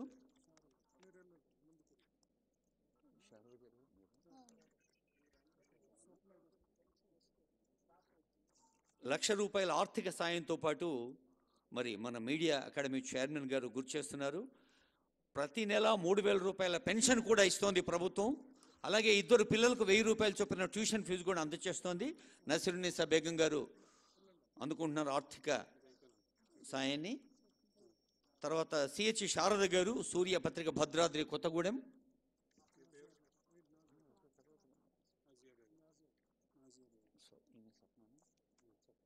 శారద గారు తర్వాత స్వప్న గారు, స్వప్న గారు 99 TV పెద్దపల్లి. తర్వాత నజియా బేగం గారు సియాసత్ నాగర్ కర్నూల్.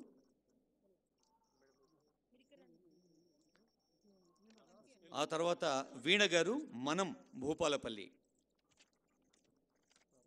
నిజానికి ఒక కుటుంబ పెద్దను, కుటుంబానికి ఆధారంగా ఉన్న వ్యక్తిని కోల్పోవడం దుఃఖం, అది తీర్చలేని లోటు. కానీ మరి ప్రభుత్వం ఇలా ఆర్థిక సాయంతో పెన్షన్తో ముందుకొచ్చింది. అందుకు ఇప్పుడు అందరూ ఎదురు చూస్తున్న శుభ సందర్భం. ఇందాక అందరి సందేశాల్లో కూడా విన్నాం, ఎన్నాళ్ల నిరీక్షణ ఫలిస్తోంది. మరి కళ్ళు ఆనందంతో కాంతి విరిసే సందర్భం. ఆనరబుల్ ముఖ్యమంత్రి గారి చేతుల మీదుగా 38 ఎకరాల Jawaharlal Nehru journalist housing society, తొలి ప్రధాని పేరిట ఏర్పడ్డటువంటి హౌసింగ్ సొసైటీ ప్రభుత్వ ఉత్తర్వది, భూమి స్వాధీన ఉత్తర్వు. ఇందులో JNJHS గౌరవ అధ్యక్షులు B కిరణ్ కుమార్ గారు, గౌరవ ఉపాధ్యక్షులు రవికాంత్ రెడ్డి గారు, గౌరవ కార్యదర్శి వంశీ శ్రీనివాస్ గారు, డైరెక్టర్ రమణారావు గారు, అశోక్ రెడ్డి గారు, ఇంకా ఎందరో వారు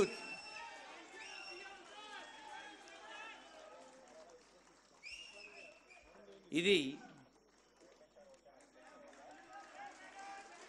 38 ఎకరాల భూమి స్వాధీనాన్ని చేసే సర్కులర్ గౌరవనీయులైన ముఖ్యమంత్రి గారు, సమాచార శాఖ మంత్రులు పొంగుల శ్రీనివాస్ రెడ్డి గారు, రవాణా శాఖ మంత్రులు జిల్లా ఇన్ఛార్జ్ మంత్రులు పొన్నం ప్రభాకర్ గారు, ఆనరబుల్ ఎంపీస్ అనిల్ కుమార్ యాదవ్ గారు, చామల కిరణ్ కుమార్ రెడ్డి గారు, ఆనరబుల్ అడ్వైజర్ వేం నరేంద్ర రెడ్డి గారు, ఆనరబుల్ ఎమ్మెల్యే మల్రెడ్డి రంగారెడ్డి గారు, ఆనరబుల్ మేయర్ గారు, డిప్యూటీ మేయర్ గారు, ప్రజాప్రతినిధులు అందరి సమక్షంలో ఇది మన పాత్రికేయ మిత్రుల సంస్థ. కిరణ్ కుమార్ గారు, రవికాంత్ రెడ్డి గారు, వంశీ శ్రీనివాస్ గారు, రమణారావు గారు, అశోక్ రెడ్డి గారు, మీ అందరి పక్షాన అందజేస్తున్న ఆత్మీయ సత్కారం.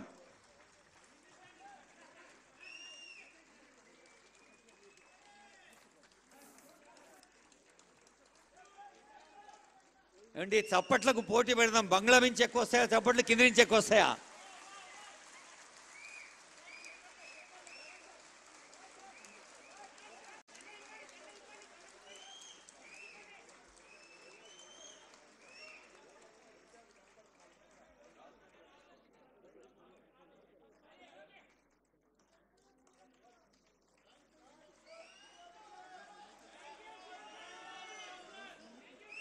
అందరూ లేచి నిలబడి మరి వారి ఆనందాన్ని వ్యక్తం చేస్తున్నారు పైన కింద. Please give a big hand. ఒక మారు అది కోరికలు నెరవేరిన సందర్భంలో వస్తున్న గుండె చప్పుడు, ఆ చప్పట్ల ధ్వానాల మధ్య చీఫ్ ఎగ్జిక్యూటివ్గా సేవలు అందిస్తున్న జేఎన్జేహెచ్ఎస్ పెద్దలు వంశీ శ్రీనివాస్ గారి స్పందన.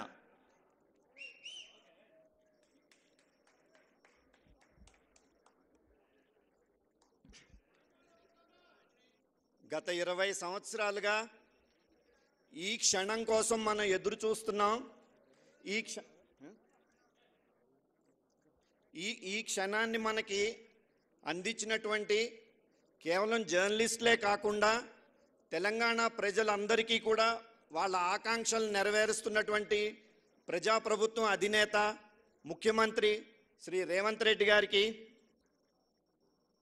మన సొసైటీ విషయంలో ఫస్ట్ నుంచి కూడా చాలా పాజిటివ్ దృక్పథంతోనూ ప్రోయాక్టివ్ అప్రోచ్తో ఈ స్థాయికి తీసుకొచ్చడంలో కీలక పాత్ర వహించినటువంటి రెవెన్యూ మంత్రి శ్రీ పొంగులేటి శ్రీనివాసరెడ్డి గారికి, అలాగే ఈ సొసైటీ పుట్టుక నుంచి ఒక ప్రధానమైనటువంటి పాత్ర పోషించి మనం ఎంతో కష్టాల్లో ఉన్నప్పుడు మీకు మంచి జరుగుతుంది, కంగారు పడకండి అని చెప్పి ఎప్పటికప్పుడు ధైర్యం చెప్పి వెన్నంటుండే మనందరి పెద్ద దిక్కు Shri media academy chairman Srinivasareddy గారికి, అలాగే ఈ ప్రాసెస్లో ఫస్ట్ నుంచి కూడా మనకి సపోర్ట్ చేసినటువంటి శ్రీనివాసరెడ్డి గారితో ఉన్న మన అమర్ గారికి, అట్లాగే పొన్నం ప్రభాకర్ గారు మనందరికీ తెలుసు ఒక విద్యార్థి రాజకీయాల నుంచి కూడా అంచెలంచెలుగా ఎదుగుతూ వచ్చారు. ఎన్ఎస్యుఐ ప్రెసిడెంట్ కింద ఉన్నప్పుడు కూడా మనందరం ఇంటరాక్ట్ అయ్యేవాళ్ళం. పొన్నం ప్రభాకర్ గారికి, ఇతర ప్రజాప్రతినిధులందరికీ నా నమస్కారం. మా సొసైటీ కుటుంబ సభ్యులందరి తరఫున కూడా మీకు కృతజ్ఞతలు తెలియజేసుకుంటున్నాను. ఒక్క 2 నిమిషాల్లో నేను I try to express my views and my societies views అండి. మనం ఇక్కడున్న జర్నలిస్టులో అనేక మంది కనీసం మినిమం ఎక్స్పీరియన్స్ 20 ఏళ్ళు సార్, 30 ఏళ్ళు 40 ఏళ్ళు వాళ్ళు కూడా ఉన్నారు. ఎంతోమంది ముఖ్యమంత్రులను చూసిన మేము కవర్ చేసినటువంటి ఆపర్చునిటీ ఉండే అప్పుడు. అయితే 2 రకాలుగా ముఖ్యమంత్రుల్ని మేము మాట్లాడుకున్నప్పుడు మేము డివైడ్ చేసుకుంటాము. ఒక ముఖ్యమంత్రి పదవి దొరికినందుకు అవతల వ్యక్తికి నేను ఏదన్నా సాయం చేస్తే నాకేంటి బెనిఫిట్ అని చూసుకున్న వాళ్ళు ఎక్కువ మంది అయితే కనుక, ముఖ్యమంత్రి పదవి అవకాశంగా తీసుకుని మనం ఎదుటి వాళ్ళకి ఏం మేలు చేయగలుగుతాం మనకి ఈ అవకాశం వచ్చింది అనుకున్న వాళ్ళు ఇద్దరు ముఖ్యమంత్రులు మాకు. అది ఫస్ట్ వైఎస్ రాజశేఖర రెడ్డి గారు గవర్నమెంట్లో ఉన్నప్పుడు, ముఖ్యమంత్రిగా ఉన్నప్పుడు 70 ఎకరాలు ఇవ్వడం జరిగింది అలాట్మెంట్. ఈరోజు మీరు ముఖ్యమంత్రిగా ఉన్నప్పుడు మాకు ఆ ల్యాండ్ని హ్యాండ్ ఓవర్ చేయడం జరిగింది సార్. ఇంకొక మా జర్నలిస్టుల విషయంలో ఒక పెక్యులర్ సిచ్యుయేషన్ ఏంటంటే, నేను చెప్పిన మొదటి కేటగిరీ వాళ్ళందరూ ఏంటంటే వీళ్ళు ఆఫ్టర్ ఆల్ ఎంప్లాయీస్, మేనేజ్మెంట్ ఏం చెప్తే అది రాస్తారు కదా, మనం అటు చూస్తే సరిపోతుందిలే వీళ్ళదేముంది అనుకుని చాలామంది ఆలోచిస్తే, వీళ్ళు పాపం ఎంప్లాయీస్, వాళ్ళు చెప్పిందే చేస్తారు తప్ప వీళ్ళకి ఏమి వ్యక్తిగతంగా ఏముంటాయి, వీళ్ళకి కావాల్సినటువంటి వెల్ఫేర్ని మనం చూసుకుందాం అనుకున్న ముఖ్యమంత్రులు కూడా మీరిద్దరిని మేము డెఫినెట్గా మేము కన్సిడర్ చేస్తాం సార్. అంతేకాకుండా మేము ఎన్నో 2008 నుంచి అంతకుముందు నుంచి కూడా పాటుపడ్డాము. 2008 నుంచి అన్ఫార్చునేట్లీ కోర్టులో పడినప్పుడు, బైఫర్కేషన్ వస్తున్నప్పుడు కూడా ఎంతో ఛాంపియన్ అని చెప్పుకున్నటువంటి ముఖ్యమంత్రులందరి దగ్గర కూడా మేము వెళ్ళి అడిగినాము, ఇదేదో మీరు తొందరగా చేస్తే బాగుంటుంది కదా అని. మా దగ్గర అప్పుడు మీరు అర్జెంటుగా డబ్బులు కట్టండి అంటే మేము 12,33,00,000 కట్టినాము. అప్పట్లోనే 2 లక్షల రూపాయలు వసూలు చేయడం అంటే కొంతమంది భార్యలు పుస్తలతాళ్ళు కూడా మార్టిగేజ్ చేసి కట్టినారు సార్. అయినా కూడా గవర్నమెంట్ తర్వాత బైఫర్కేషన్ తర్వాత మొట్టమొదటి రోజు నుంచి కూడా ఈ సొసైటీని ఎలా డీస్టెబిలైజ్ చేయాలి, లేకపోతే ఈ సొసైటీకి ఇచ్చినటువంటి అలాట్మెంట్ని ఎలా క్యాన్సిల్ చేయాలి మనం. సో అక్కడి నుంచి ఏంటంటే దానికి అనుగుణంగా ఉండడం కోసం ఒక రంగుల కళ చూపెట్టడాలు ఇవన్నీ కూడా జరిగినాయి. 2017లో మొట్టమొదటిగా మేము లీగల్గా ఒక విజయాన్ని సాధించడం జరిగింది. నేను ఇక్కడ చెప్పేది మీరు కొంచెం జాగ్రత్తగా వినాలి. It is a cultural shock మాకు. ఎందుకంటే మేము ఇది పట్టుకుని వెళ్ళిన తర్వాత ముఖ్యమంత్రి కార్యదర్శి గారు ఒక మాట చెప్పారు, ఇక్కడ ఫైల్ మూవ్మెంట్ అన్నది, ఫైల్ సర్క్యులేషన్ అన్నది ఉండదు, ముఖ్యమంత్రి గారు ఏదన్నా ఫైల్ తీసుకురమ్మంటేనే మేము తీసుకెళ్ళి సంతకం పెట్టించుకుంటామని చెప్పడం జరిగింది. అంటే ఒక గవర్నెన్స్ అన్నది, ఫైల్ సర్క్యులేషన్ అన్నది నేను ఎందుకన్నది మళ్ళీ తర్వాత చెప్తాను మీకు. అయితే అప్పటి నుంచి కూడా దీన్ని ఏదోలాగా దీన్ని అలాట్మెంట్ క్యాన్సిల్ చేయడానికి ప్రయత్నాలు జరిగినప్పుడు కూడా మేము లీగల్గాను, అలాగే కొంతమంది సభ్యులు సహనం ఇది కరెక్ట్ కాదని చెప్పి ఒక మార్గంలో మిమ్మల్ని అప్పుడు అపోజిషన్లో ఉన్నప్పుడు మిమ్మల్ని కలవడం కూడా జరిగింది, మీకు దాన్ని ఎక్స్ప్లెయిన్ చేయడం జరిగింది. మీరు ఆ రోజు ఒక మాట ఇచ్చారు, నేను మేనిఫెస్టోలో పెడతానని చెప్పి మేనిఫెస్టోలో పెట్టడం జరిగింది. అయితే మీ అందరూ మీకు సతీ లీలావతి అని ఒక సినిమా వచ్చింది, ఒక 2 నిమిషాలు చెప్తాను సార్, మీరు ఏమనుకోవద్దు టైం తీసుకుంటున్నానని. అందులో ఏంటంటే కమల్ హాసన్ వాళ్ళ ఫ్రెండ్ భార్య నా భర్త రావట్లేదు ఇంటికి, దసరా వెళ్ళిపోయిందంటే ఆయన చెప్తాడనమాట, పర్వాలేదు దీపావళికి వచ్చేస్తాడులేమ్మా అని. అరే దీపావళికి రాలేదన్నా అంటే ఒకవేళ రాపోతుంటే అయితే సంక్రాంతి ఉంది కదా అంటాడు అనమాట. అట్లాగా అనేక సంక్రాంతులు, అనేక దీపావళులు, అనేక దసరాలు, అనేక ఉగాదులు వెళ్ళిపోయినాయి తప్ప మా అంశం అట్లాగే ఉండిపోయింది సార్ అప్పట్లో. అయితే చివరి దశకు వచ్చేటప్పటికి ఏమైందంటే, ఎందుకు ఇవ్వాలి, నాకు వ్యతిరేకంగా రాసేటప్పుడు మేము బరాబర్ ఇవ్వను కాక ఇవ్వనన్న స్థాయికి ఆ అంశం వెళ్ళిపోయింది. అయితే ఈరోజు నేను ఈ సభాముఖంగా వాళ్ళకి చాలా వినమ్రతతో చెప్పదలుచుకుంది ఏంటంటే, ఈ ప్రభుత్వంలో వాళ్ళ సొంత పార్టీ పత్రికలైనటువంటి 2 పత్రికలు, ఇంగ్లీష్ తెలుగు పత్రికలకు సంబంధించిన అనేక మంది జర్నలిస్టులు కూడా ఈరోజు ఈ బెనిఫిట్ని పొందుతున్నారు సార్. వాళ్ళకి ఈ బెనిఫిట్ని ఆయన చెప్పిన పారామీటర్ తోటి డినై చేయడం అయితే జరగదు సార్. ఈ ప్రజాప్రభుత్వంలో భాగంగా జరిగివే సార్ అవి. అవును సార్, అంటే నేను ఆ నేమ్స్ అవి తీసుకోదలుచుకోలేదు. సో ఆ తర్వాత ఎన్నికలు మనకి ప్రజాప్రభుత్వం ఏర్పడిన తర్వాత, అంటే ఒక నాయకుడు ఒక సమస్యను నేను పరిష్కరించాలన్న ఒక ఇంటెన్షన్ ఉంటే మార్గం అదే దొరుకుతుంది. ఫస్ట్ 1 వీక్ 10 డేస్లోనే మేము వెళ్ళి కలిసినప్పుడు ఒకటే మాట చెప్పారు, అందరికీ నేను 100 రోజులు ప్రణాళిక పెట్టినప్పుడు మీ సమస్య పరిష్కారాన్ని కనుగొనడానికి కూడా నేను ఈ 100 రోజుల్లో ఒక మార్గాన్ని నేను కనుక్కుంటానని చెప్పినారు. Within 100 days media academy chairman Srinivas Reddy గారిని వేయడమే కాకుండా ఆయనకి ఈ బాధ్యతను అప్పగించారు. తర్వాత మళ్ళీ మేము కలిసినప్పుడు కూడా ఆయన ఒకటే అన్నారు, ఇద్దరు శ్రీనివాస్ రెడ్డి గారు మినిస్టరు అండ్ మన మీడియా అకాడమీ చైర్మన్ వాళ్ళిద్దరూ వస్తే నేను ఒక్క నిమిషంలో వాళ్ళు ఒక సొల్యూషన్ పట్టుకొస్తే నేను సంతకం చేసి పెడతానని చెప్పినారు. నేను ఇందాక చెప్పిన గవర్నెన్స్ గురించి, ప్రాసెస్ గురించి, ఫైల్ సర్క్యులేషన్ అన్నది ముఖ్యమంత్రి గారు పిలిస్తే వెళ్ళడం కాదు, అది ఒక రొటీన్ ప్రాసెస్ అని నమ్మిన ప్రభుత్వం కాబట్టే అదేవిధంగా ముఖ్యమంత్రి గారి దగ్గరికి వెళ్ళినప్పుడు ఆయన ఒక్క నిమిషంలోనే ఆ సంతకం పెట్టి మనకి ఈరోజు ఇంత ఆనందంగా మనం ఉండడంలో ఆయన ఇట్స్ ఎన్ ఎమోషనల్ మూమెంట్. మా ఫ్యామిలీ మెంబర్స్ అందరం కూడా మీకు రుణపడి ఉంటాం సార్.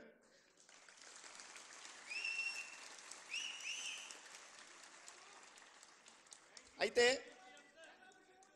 ఆఖరిగా సార్ మీకు తెలుసు 2008లో మేము డబ్బులు కట్టిన తర్వాత ఒక డెవలప్మెంట్ చేయాలంటే లేఅవుట్కి అయ్యి ఖర్చు ఎంత ఉంటుందో 16 ఏళ్ళు దాటింది కాబట్టి ఈరోజు ఎంత ఉంటుంది అన్నది మీకు అంటే మేము మీకు ఎక్స్ప్లెయిన్ చేయాల్సిన ఇది కాదు. అట్లాగే మాకు ఒక దురదృష్టం ఏంటంటే, ఒక స్థలంలో చాలా ఎక్కువ 4 లక్షల క్యూబిక్ మీటర్స్ రాక్ ఉంది సార్. అప్పుడు కూడా ఏంటంటే ఒక బ్యూరోక్రటిక్ దానికి మేము కొంత బలవడం జరిగింది. వీళ్ళకి ఇక్కడ ఇస్తే కనుక మనతో పాటు ఇస్తే వీళ్ళు ఒక అంతస్తు కడితే మళ్ళీ మన మీద పేపర్లో రాస్తారు, ఫోటోలు తీసుకెళ్ళి అప్పుడున్న చీఫ్ సెక్రటరీ గారు మమ్మల్ని ఎక్కడో వేరే చోట ఇవ్వడం జరిగింది. సో మేము కొంత అక్కడ డిసడ్వాంటేజ్ ఉంది సార్. మీరు ఇదే పెద్ద మనసు చూపెట్టుకుని ఈ లేఅవుట్ డెవలప్మెంట్ విషయంలో కానీ ఇతరితర ప్రొసీజరల్ ఇష్యూస్లో కానీ అంటే ఎక్కడ మేము ఎందుకంటే సార్ ఈ పాండమిక్ వచ్చిన తర్వాత చాలామందికి ఉద్యోగాలు పోయినాయి సార్. ఈవెన్ ఉద్యోగాల్లో కూడా meagre salary sir. And one more thing ఏంటంటే ఒక 70 మంది దాకా చనిపోవడం జరిగింది సార్. సో ఈ ఆర్థిక లిమిటేషన్స్ ఆసక్తతను మీరు దృష్టిలో పెట్టుకుని మాకు తప్పనిసరిగా మీరు మళ్ళీ మీ దగ్గరకు వస్తాం. ఎందుకంటే మనిషి ఆశాజీవి, ఇచ్చిందంత తృప్తి పడకుండా ఇంకొంత మళ్ళీ మీ దగ్గరికి వచ్చి చేస్తాం మేము. Thank you so much sir. Thank you once again everybody. Thank you all. Thank you sir. సంకల్ప శుద్ధి ఉంటే సంకల్ప సిద్ధి సాధ్యమవుతుంది అని నిరూపిస్తున్నారు ప్రతిరోజు, ప్రతి గంట, ప్రతి పూట. Education, sports, tourism, agriculture, industrialisation, IT, artificial intelligence, subject ఏదైనా ముఖ్యమంత్రి గారు ఎప్పుడు అనే మాట ఒకటే, ఫోకస్ ఫోకస్. తమదైన దృష్టి కేంద్రీకరణతో, జనబాహుళ్య అభిప్రాయ సాంద్రీకరణతో సాగుతున్న ఆనరబుల్ సీఎం రేవంత్ రెడ్డి గారి సందేశం. మూడు రంగుల జెండా బట్టి సింగమోలే కదిలినాడు ఒక్కరో కాంగ్రెస్ సూర్యుడు మన రేవంత్ అన్న నిగ్గదీసి అడిగే మునగాడు. వీడు భూమిన వానైతాడు, బీద సాదల ధైర్యం వీడు, దొంగ దొరల భరతం పడతాడు. మన రేవంత్ అన్న పేద ఇంటికి పండుగ తెస్తాడు. సోనియమ్మ దివెనతోని రాహులన్న సైనికుడై.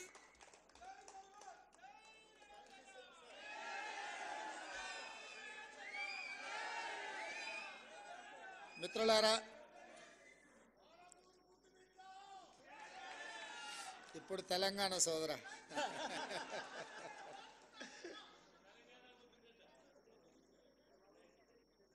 జవహర్లాల్ నెహ్రూ జర్నలిస్ట్ సొసైటీ ఆధ్వర్యంలో ఆనాడు డాక్టర్ వైఎస్ రాజశేఖర రెడ్డి గారు ఈ సమాజానికి పట్టిన రుగ్మతలను, అనుభవిస్తున్న సమస్యలను పరిష్కరించే డాక్టర్లుగా జర్నలిస్టులను గుర్తించి సమాజానికి చికిత్స చేసే డాక్టర్లు అనారోగ్యానికి, నిర్లక్ష్యానికి గురైతే అది సమాజానికి నష్టము అన్న ఆలోచనతో ఆనాడు జర్నలిస్ట్ మిత్రులందరికీ కూడా ఇంటి స్థలాలు కేటాయించాలని డాక్టర్ వైఎస్ రాజశేఖర రెడ్డి గారు, శ్రీమతి సోనియా గాంధీ గారి నేతృత్వంలో నిర్ణయం తీసుకోవడం జరిగింది. సరే, ఆనాటి నుంచి ఈనాటి వరకు జరిగిన పరిణామాలు నేను పెద్దగా వివరించదలసిన అవసరం లేదు, మీకు అందరికీ తెలుసు. కానీ ఈరోజు ఒక పండగ వాతావరణంలో 1100 మంది జర్నలిస్టు కుటుంబ సభ్యుల సమక్షంలో నిలబడి ఈ సమస్యకు శాశ్వత పరిష్కారం చూపించిన సహచార మంత్రివర్గ సభ్యులు పొంగులేటి శ్రీనివాసరెడ్డి గారు, అదేవిధంగా కార్యక్రమంలో పాల్గొన్న సహచార మంత్రివర్గ సభ్యులు పొన్నం ప్రభాకర్ గారు, మేమందరం గౌరవించి ప్రభుత్వం ఏర్పడ్డ తర్వాత నేను తెలంగాణ రాష్ట్రానికి ముఖ్యమంత్రి కావాలని ఎంత బలంగా అనుకున్నానో, ప్రెస్ అకాడమీ చైర్మన్గా శ్రీనివాసరెడ్డి గారిని కూడా నియమించాలని అంతే బలంగా నేను ఆనాడు భావించిన. ప్రెస్ అకాడమీ చైర్మన్గా పెద్దలు శ్రీనివాసరెడ్డి గారు ఈనాడు ఈ కార్యక్రమాన్ని ఏర్పాటు చేసి ఇందులో పార్లమెంట్ సభ్యులు చామల కిరణ్ రెడ్డి గారు, శాసన సభ్యులు మల్రెడ్డి రంగారెడ్డి గారు, వేం నరేందర్ రెడ్డి గారు, నగర ప్రథమ పౌరురాలు గద్వాల విజయలక్ష్మి గారు, అదేవిధంగా డిప్యూటీ మేయర్ శ్రీలత గారు, ఐఎన్పిఆర్ కమిషనర్ హనుమంతరావు గారు, సోదరులు పాత్రికేయ మిత్రులు దేవులపల్లి అమర్ గారు, వేదిక మీద ఉన్న పెద్దలు, తెలంగాణ సమాజానికి ప్రతినిధులుగా ఉన్న జర్నలిస్టు కుటుంబ సభ్యులందరికీ కూడా ఈ సందర్భంగా అభినందనలు తెలియజేస్తున్నాను. ప్రతి సమస్యకు ఏదో ఒక పరిష్కారం ఉంటుంది. పరిష్కారం గొప్పగా ఉండొచ్చు, పరిష్కారం మామూలుగా ఉండొచ్చు. కానీ పరిష్కరించవలసిన వ్యక్తులు బాధ్యతాయుతంగా వ్యవహరించినప్పుడే ఆ సమస్యకు పరిష్కారం దొరుకుతుందని చెప్పి నేను బలంగా నమ్ముతాను. ఉమ్మడి రాష్ట్రంలో తెలంగాణ రాష్ట్ర ఏర్పాటు అనేది ఒక పెద్ద సమస్య, జటిలమైన సమస్య, చిక్కుముడి లాంటి సమస్య. అంత జటిలమైన చిక్కుముడి లాంటి సమస్యకే కాంగ్రెస్ పార్టీ పరిష్కారం చూపించి తెలంగాణ రాష్ట్రాన్ని ఏర్పాటు చేసింది. మరి పండిట్ జవహర్లాల్ నెహ్రూ గారి పేరు మీద ఏర్పాటు చేసిన ఈ సంఘము, ఈ భూ కేటాయింపు పండిట్ జవహర్లాల్ నెహ్రూ వారసులుగా శ్రీమతి సోనియా గాంధీ గారి ప్రతినిధులుగా ఈ సమస్యను పరిష్కరించడం మా బాధ్యత అని మేము భావించి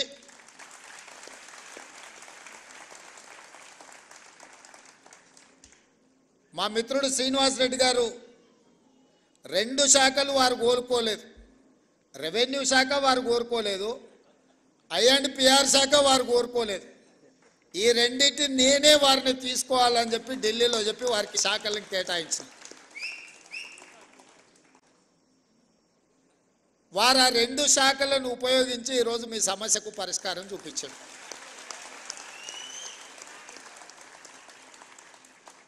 నా దగ్గరికి వంశీ, రవికాంత్ ఇతర మిత్రులు వచ్చి 2-3 సార్లు నన్ను అడిగితే నేను చెప్పిన, పైనుంచి ఆదేశాలు ఉండవు.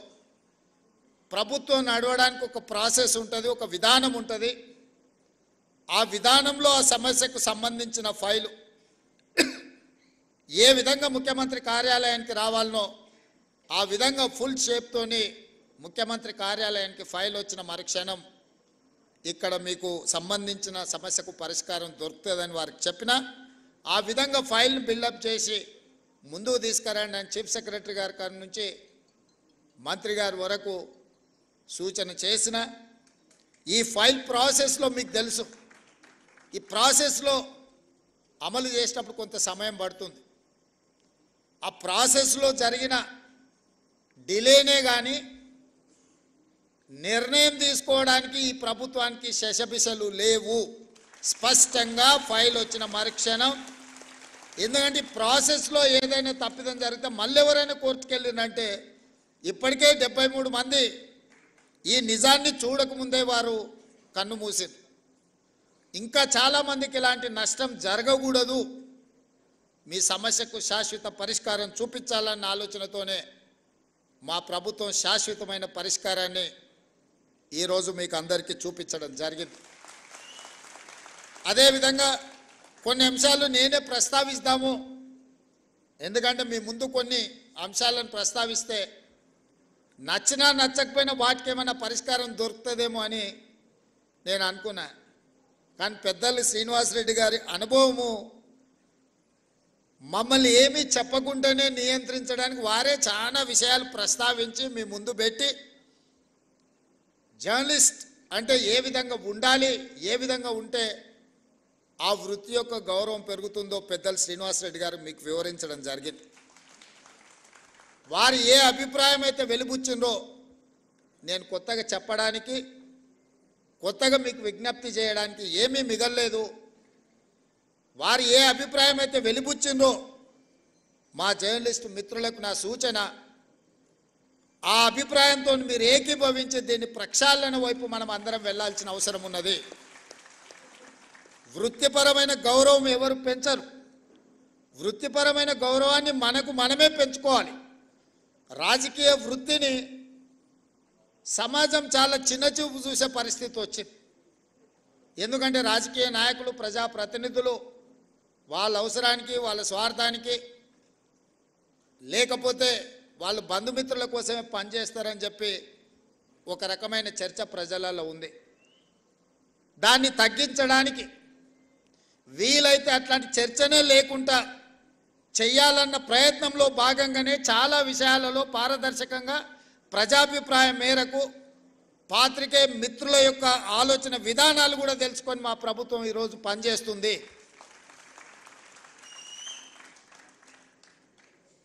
వ్యవస్థల మీద నమ్మకం పెంచాలి అన్నదే మా యొక్క ఆలోచన. ఈ వ్యవస్థలలో ఒక భాగం జర్నలిజం.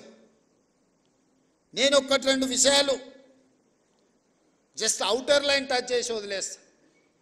గతంలో శాసనసభ జరిగినప్పుడు జర్నలిస్టులను ఎవరిని లోపలికి రానిచ్చాలన్నా చాలా ఇబ్బందికరమైన పరిస్థితులు. ముఖ్యమంత్రి కార్యాలయం దిశగా దేవుడెరుగు గేట్ లోపలికి రావాలంటే కూడా ఎన్నో నిబంధనలు, నియంత్రణలు ఉండే.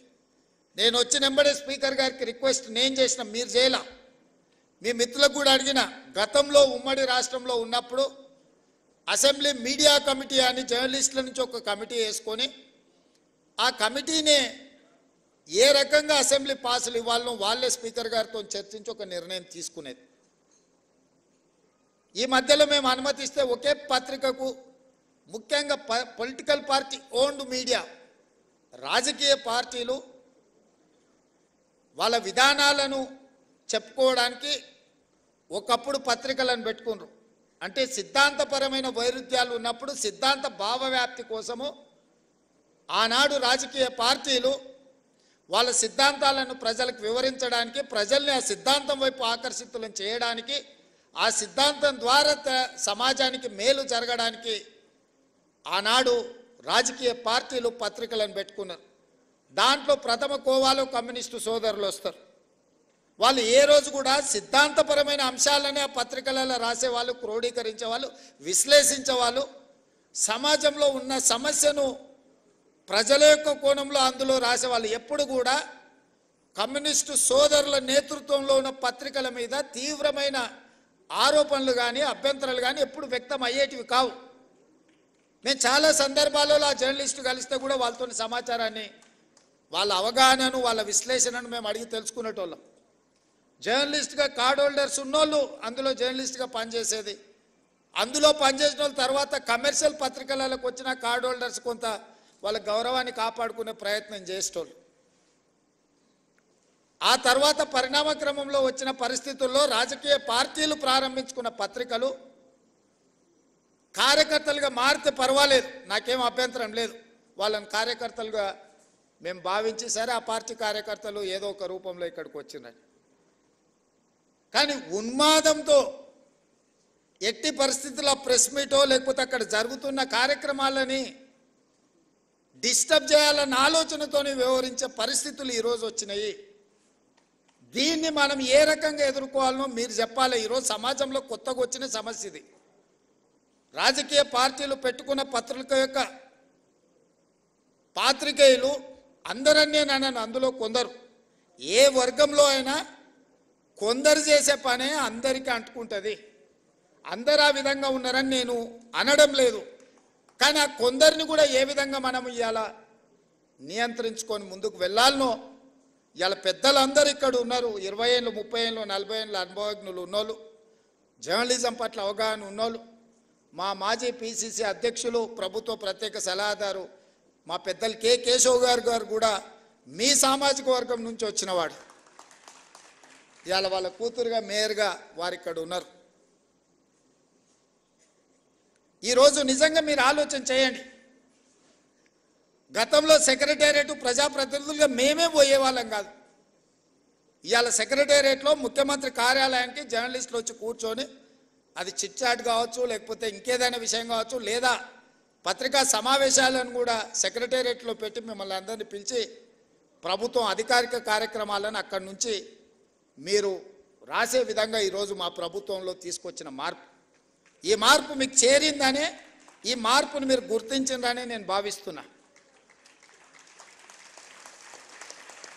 కానీ ఈ మార్పు సమాజానికి నష్టాన్ని మా కష్టాన్ని తెచ్చేదిగా ఉండకూడదు. కొన్ని రాజకీయ పార్టీలకు సంబంధించిన పాత్రికేయ మిత్రులు కొంతమంది మంత్రుల కార్యాలయాలు లేకపోతే ఇతర దగ్గర ఒకేసారిగా చాలామంది వచ్చి అక్కడ కూర్చొని అక్కడ ఉన్న జరగని వాటిని జరిగినట్టుగానో లేకపోతే జరిగితే బాగుంటుందని కొంతమందిని పాసులు ఇచ్చి తీసుకొచ్చి లోపలికి తీసుకొచ్చి అనవసరమైన రాద్ధాంతాలను సృష్టించే ప్రయత్నాలు చేస్తున్నారు. మరి ఇట్లాంటి వాటిని ఎట్లా నియంత్రించాలనో మీరే నిర్ణయించి మీరే వాటిని ఏదో ఒక రకంగా ఒక కొలిక్కి పట్టుకురావాలి. అసెంబ్లీలో పాసులు ఇచ్చినా కూడా అవసరానికి మించి వాళ్ళే వచ్చి ప్రెస్ మీట్ పెడితే కూడా గుర్తింపు పొందిన జర్నలిస్టులకు కుర్చీ దొరకదు. వాడు యూట్యూబ్ అంటాడు, వాడు ఆ ట్యూబ్ అంటాడు, వాడు యూట్యూబ్ అంటాడు, వాడు వచ్చి మొదటి సీట్లలో కూర్చుంటాడు. వాళ్ళు ఏం అడుగుతారో వాళ్ళకి మేము ఏం చెప్పాలో మాకు అర్థం కాదు. ఇది మాకే కాదు మీకు కూడా. నాకు తెలిసి ఒకప్పుడు నేను చాలామంది జర్నలిస్ట్ మిత్రులు నాకు ఉన్నారు. సీనియర్ జర్నలిస్ట్ రాగానే లేచి కూర్చొచ్చి వీళ్ళు వెనక్కి పోయి కూర్చునేటోళ్ళు. మేము పత్రికా సమావేశం పెడితే కూడా ఒకవేళ డెస్క్ ఇన్ఛార్జ్లో లేకపోతే మీ దాంట్లో సీనియర్ జర్నలిస్టులు వస్తే వేరే సంస్థకి సంబంధించిన జర్నలిస్ట్ వస్తే కూడా లేచి జూనియర్స్ లేచి ముందు వరుస వాళ్ళకి ఇచ్చి వీళ్ళు వెనక్కి పోయేటోళ్ళు. ఇప్పుడు విపరీతం ఎట్లయిపోయిందని అంటే అసలు కంటే కొసరోళ్ళది ఎక్కువైపోయింది. ఎవరిది ఏ ట్యూబో తెలుస్తలేదు మాకు. ఇక ఆ ట్యూబ్లో ఎక్కడికంటే అక్కడికి వెళ్ళిపోయి ఏది పడితే అది మాట్లాడితే అక్కడ ఉన్న ప్రజలు ఏమన్నా అంటే చూసిరా జర్నలిస్టుల మీద దాడి అని. జర్నలిస్ట్ అనే పదానికి డెఫినేషన్ ఏందో మీరు డిసైడ్ చేయండి. మేము ఎవరిని జర్నలిస్ట్గా చూడాలో మీరు చెప్పండి.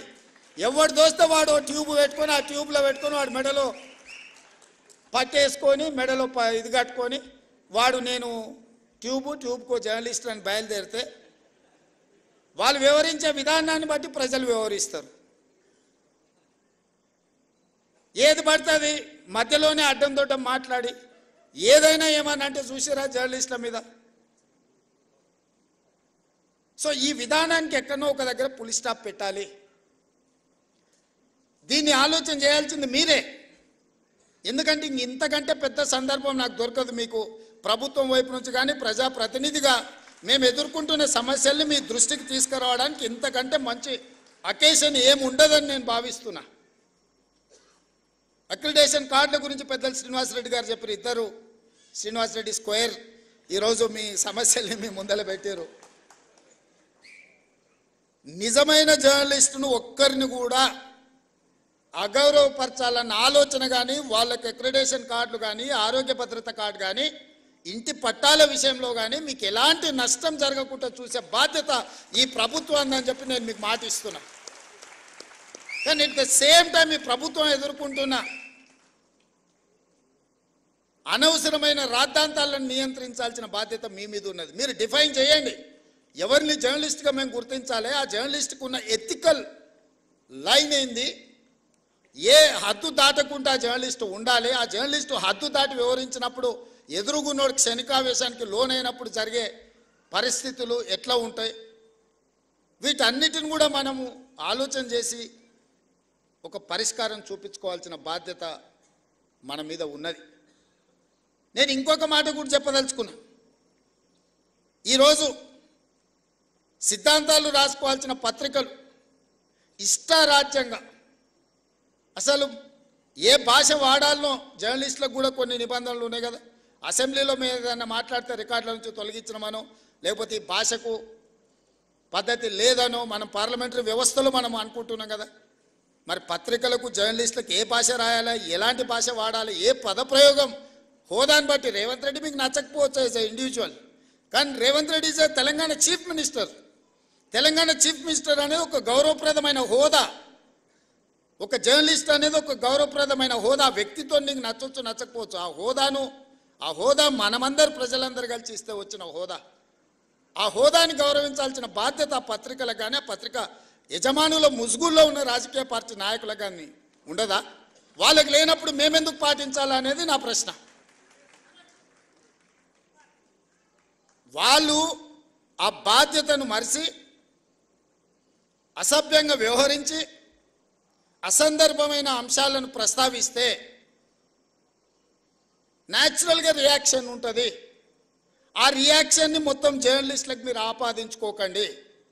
దయచేసి వేదిక మీద నుంచి మీడియా మిత్రులకు నా విజ్ఞప్తి ఒక్కటే, ప్రజల కోసం ప్రజల మధ్యలో ఉండి ప్రజా సమస్యల్ని వెలికితీసే జర్నలిస్టులు ఒక వర్గం అయితే, కేవలం రాజకీయ పార్టీ యజమానిని రక్షించడానికి ఆ యజమానికి మొత్తం వ్యవస్థను అప్పచెప్పడానికి ప్రయత్నం చేస్తున్న వాళ్ళు ఇంకొక కోవా. ఈ రెండింటిని మీరు విడదీయండి. ఈ రెండింటిని కలగాపులగం చేయడం ద్వారా నిజమైన జర్నలిస్టుకు నష్టం జరుగుద్ది. ఆ నష్టం జరగకుండా ఉండడానికి అవసరమైన ప్రణాళికలు మీరు సిద్ధం చేయండి అని చెప్పి నా వైపు నుంచి విజ్ఞప్తి. అసెంబ్లీలోకైనా లేకపోతే సెక్రటేరియట్లోకైనా ప్రభుత్వ కార్యాలయాల్లోకైనా మిమ్మల్ని అనుమతించడానికి ఎలాంటి అభ్యంతరం లేదు. దానికి సరైన కార్డు తీసుకోండి, సరైన విధానాన్ని తీసుకొని రండి. నేను మా మంత్రి గారికి సూచన చేస్తున్నా. నెక్స్ట్ స్టెప్ అదే. సెక్రటేరియట్కి ఎవరు రావాలి, ఎవరికి పాసులు ఇవ్వాలి, ఏ పత్రిక సర్క్యులేషన్ బట్టి ఎంతమందికి పాసులు ఇవ్వాలి. మీరు నిబంధన పెట్టుకోకపోతే పేపర్ మీద ఉండే పత్రికోడు కూడా 10 మాకు పాసులు కావాలంటున్నారు, ఒత్తిడి తీసుకొస్తున్నారు. ప్రజలలో ఉండే పత్రికలకు పేపర్ మీద ఉండే పత్రికలకు ఉన్న తేడాను కూడా మీరే డిఫైన్ చేసుకోండి. అసెంబ్లీకి కూడా ఎంత సీనియర్ వాళ్ళు. పార్లమెంట్లో నేను అంతకుముందు, నేను అప్పుడు ఎంపీని కాదు కానీ ఎమ్మెల్సీగా ఎమ్మెల్యేగా పార్లమెంట్కి పోయినప్పుడు సీనియర్ జర్నలిస్టులు మన తెలుగు వాళ్ళు కూడా సెంట్రల్ హాల్కి వచ్చేది. సెంట్రల్ హాల్లో ఎమ్మెల్యేలు కూడా అనుమతి తీసుకోవాలంటే సపరేట్ పాస్ తీసుకొని పోవాల్సి వచ్చేది. ఎంపీలు ఎక్స్ఎంపీలు వాళ్ళకి మాత్రమే సెంట్రల్ మినిస్టర్స్కి అనుమతి ఉండే, స్టేట్ మినిస్టర్స్ కూడా పాస్ తీసుకొని పోవాలి. కానీ జర్నలిస్టులకు పర్మనెంట్ పాస్ ఉండేది సెంట్రల్ హాల్లో. నేను ఒకసారి అనుకున్న, ఒక జర్నలిస్ట్కు పాస్ ఇచ్చిన వాళ్ళు మాకెందుకు ఇయ్యారా అని. అంటే వాళ్ళు 20-25 ఇయర్స్ వాళ్ళు ఈ ప్రొఫెషన్లో ఉండరు, వాళ్ళు దీన్ని అగౌరవపరచరు, వాళ్ళు ఒక గౌరవప్రదంగా దీన్ని కాపాడతారు కాబట్టి వాళ్ళకి సెంట్రల్ హాల్కి అనుమతి ఇచ్చిందని ఆ రోజు చెప్పారు.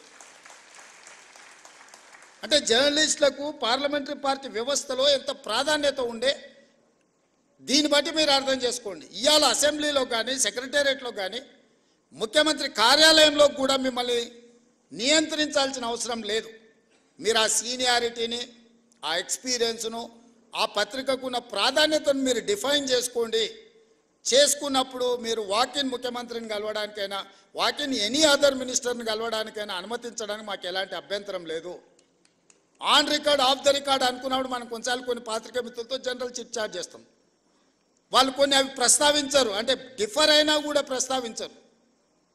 మనం ఆఫ్ ద రికార్డ్ అని ఏదైనా వాళ్ళతో షేర్ చేసుకుంటే జస్ట్ పరిస్థితులు మనం చర్చించుకున్నాం. నిజంగా ఆ జర్నలిస్టు ఒకవేళ ఇక్కడి నుంచి ఇంకొక దగ్గరికి మారినా పాతకాలం వాళ్ళు దాన్ని ఆ లైన్ పెట్టుకునేటోళ్ళు, ఆ థిన్ లైన్తోని వ్యవహారం చేసేవాళ్ళు. ఇప్పుడు అట్లా లేకుండా పోయింది. అనకున్నా అన్నరాను, లేకపోతే ఏదైనా జనరల్ చిట్ చాట్కి వస్తే నాకు ఒక బ్యాడ్ ఎక్స్పీరియన్స్ ఉంది.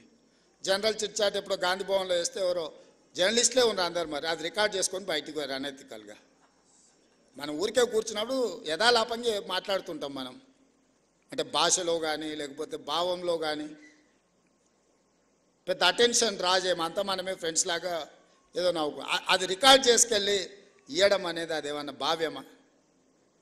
దాంతోనే మీ ఎవరితోనైనా ఏమైనా మాట్లాడాలంటే ఉన్నంతసేపు జాగ్రత్తగా ఉండాల్సిన పరిస్థితి అట్లాంటి దాంట్లో వచ్చింది. మాకేం వేరే మిమ్మల్ని ఏదో దూరం పెట్టాలనో మీతో మాట్లాడొద్దని కాదు.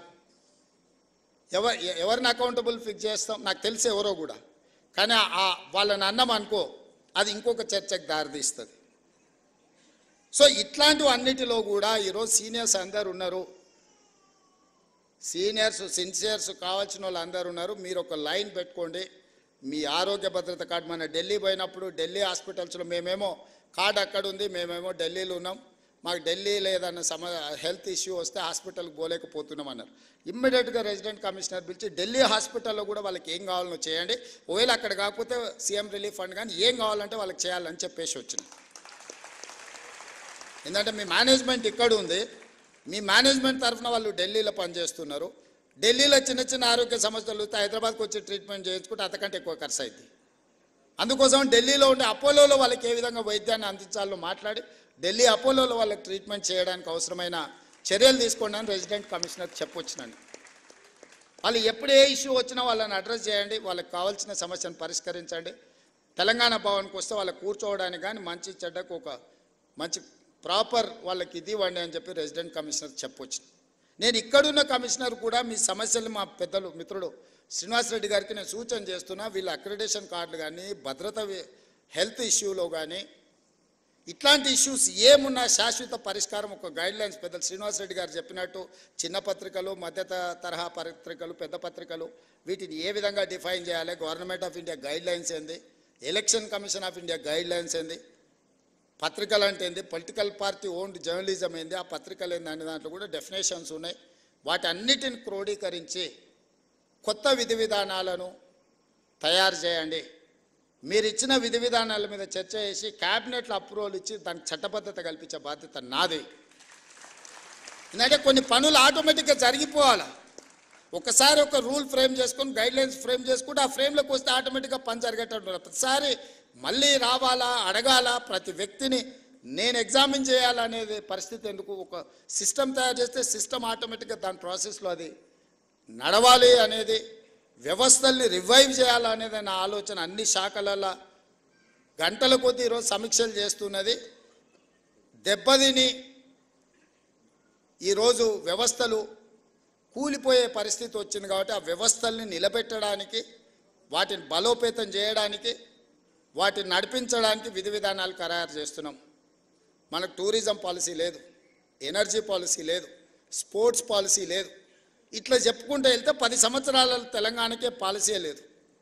పాలసీ లేకపోవడం కూడా ఒక పాలసీ కింద భావించరు కొంతమంది.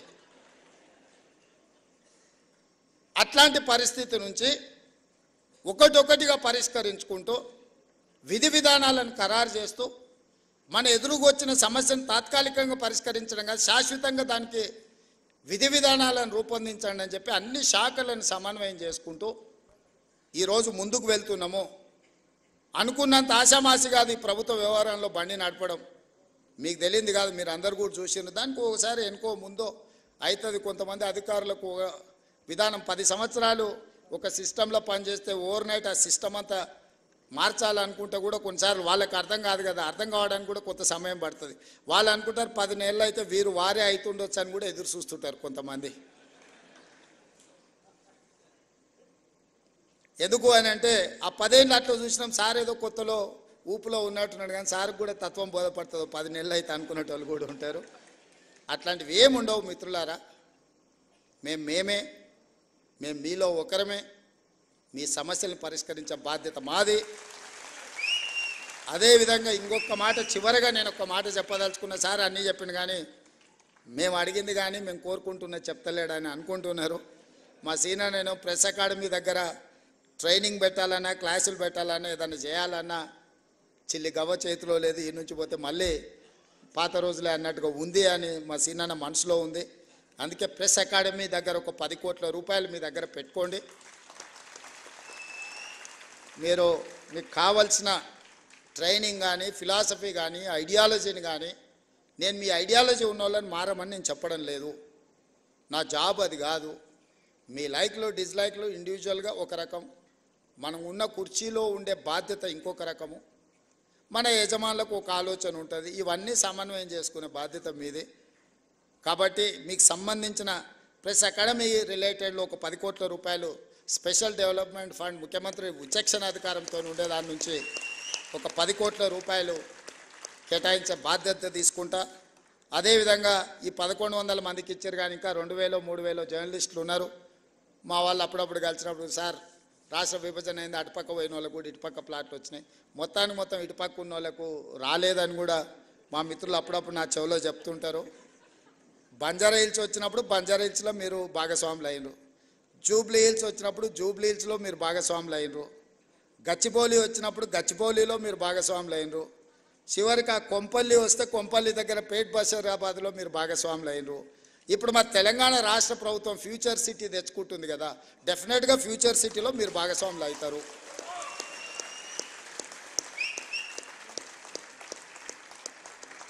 ఎవరైతే రాదేమో అనే బాధలో కానీ ఆందోళనలో కానీ ఉన్నవాళ్ళు ఎవరు బాధపడకండి, ఆందోళన చెందకండి. అర్హులైన వాళ్ళందరినీ కూడా ఫ్యూచర్ సిటీలో భాగస్వాములను చేసే బాధ్యత నాది. మరి ఇప్పుడు ఆ ఫ్యూచర్ సిటీ మీద అయినప్పుడు దాని నిర్మాణానికి కావాల్సిన నిర్మాణ కార్యక్రమాలు అన్నీ కూడా అది నిర్మించడానికి అవసరమైన కార్యక్రమాన్ని ప్రొఫెషనల్ స్కీమ్స్ కూడా మీరే తీసుకెళ్ళాలి. ఎందుకంటే అది ఎంత ప్రమోట్ అయితే మీకు కూడా ఎంతో కొంత అందులో స్టేక్ హోల్డర్స్ అవుతారు. ఇప్పుడు ఇంతకుముందే మా సీనియర్ అన్నాడు, లక్షాధికారులు కాదు ఇప్పుడు ఇచ్చేది కోటీశ్వరులను చేసిందని. రేపు పొద్దుగాల అక్కడ కూడా మీరు కోటీశ్వరులు కావాలంటే ఆ ప్రాంతం కూడా అభివృద్ధి చెందాలి. ఫోర్త్ సిటీ చాలాసార్లు చెప్పినా మళ్ళొకసారి చెప్పదలుచుకున్నాం, ఎందుకంటే పదే పదే చెప్పడం ద్వారా అయినా ప్రజలకు చేరుతుందని. కులీ కుతుబ్ షాయిలు నిజాం హైదరాబాద్ నగరాన్ని నిర్మించింది, అది మొదటి నగరం. నిజాం అండ్ బ్రిటిషర్స్ కలిసి సికింద్రాబాద్ నగరాన్ని నిర్మించింది, అది రెండవ నగరం.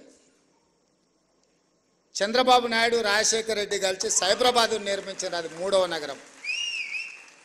ఇప్పుడు మనందరం కలిసి నాలుగవ నగరం fourth city, that is called future city, అది మనందరం కలిసి నిర్మిద్దాం. మీరందరూ భాగస్వాములు అందులో.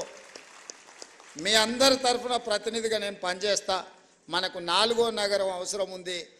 భవిష్యత్ అవసరాలను దృష్టిలో పెట్టుకుని ఆ ఫ్యూచర్ సిటీలో అన్నీ ఉండే విధంగా, అన్నిట్లలో ఫోర్త్ ఎస్టేట్ అయిన జర్నలిస్టు లేకపోతే అది ఇన్కంప్లీట్ అవుతుంది. డెఫినెట్గా మిమ్మల్ని అందరిని కూడా అక్కడికి తీసుకెళ్లే బాధ్యత నాది.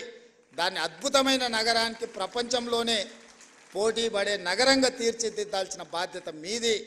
మనం అందరం అనుకుంటే ఫోర్త్ సిటీని ఫ్యూచర్ సిటీని నిర్మించుకోవడం పెద్ద విషయం కాదు. 100% దాన్ని అద్భుతమైన నగరంగా నిర్మించుకుందాం. ఆ అద్భుతమైన నగరంలో మనం అందరం భాగస్వాములం అవుదాం.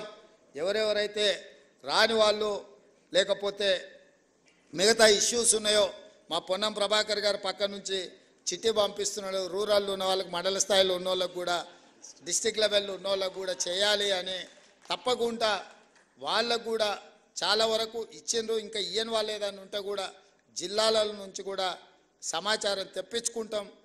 వాళ్ళందరినీ కూడా గౌరవప్రదంగా మీ వృత్తిలో మేము జర్నలిస్ట్ అని మీరు గౌరవంగా చెప్పుకునే విధంగా మీ అవసరాలను, మీ సమస్యల్ని పరిష్కరించడానికి ఈ ప్రభుత్వం పనిచేస్తుంది. చివరగా నా విజ్ఞప్తి ఒక్కటే, రాజకీయ నాయకులు, పాత్రికేయ మిత్రులు ఒకరినొకరిని గౌరవించుకున్నప్పుడు ఈ సమాజం మనల్ని గౌరవిస్తుంది. మేము మిమ్మల్ని కించపరిచినా, మీరు మమ్మల్ని కించపరిచినట్టు రాతలు రాసిన ఇది ఇరుపక్షాలకు నష్టము. మా వృత్తి ధర్మాన్ని మేము నెరవేరుస్తాం, మీ వృత్తి ధర్మాన్ని మీరు నెరవేర్చండి. తప్పకుండా మళ్ళీ మీ సమస్యల పరిష్కారం కోసం అదేవిధంగా ఒక కమిటీని ఏర్పాటు చేసి తర్వాత డీటెయిల్గా డిస్కషన్ చేయడానికి మా మిత్రుడు శ్రీనివాసరెడ్డి గారికి బాధ్యతలన్నీ అప్పచెప్తున్నా. వారితో కూర్చొని మాట్లాడుకొని ఈ శ్రీనివాసరెడ్డి గారి సహకారంతో, ఆ శ్రీనివాసరెడ్డి గారి నిర్ణయాలతోని మళ్ళీ ఫైల్ తీసుకొని రాండి. తప్పకుండా మీ అందరికీ మంచి జరుగుతుందని తెలియజేస్తూ మీ అందరి దగ్గర సెలవు తీసుకుంటున్నాను. సీనాన్ అకాడమీ బిల్డింగ్ కంప్లీట్ అయింది, దీని ప్రారంభోత్సవం అంటుండు. డెఫినెట్గా ఏ కార్యక్రమం ఉన్నా నేను వస్తూనే ఉంటాను. భాస్కర్ గారు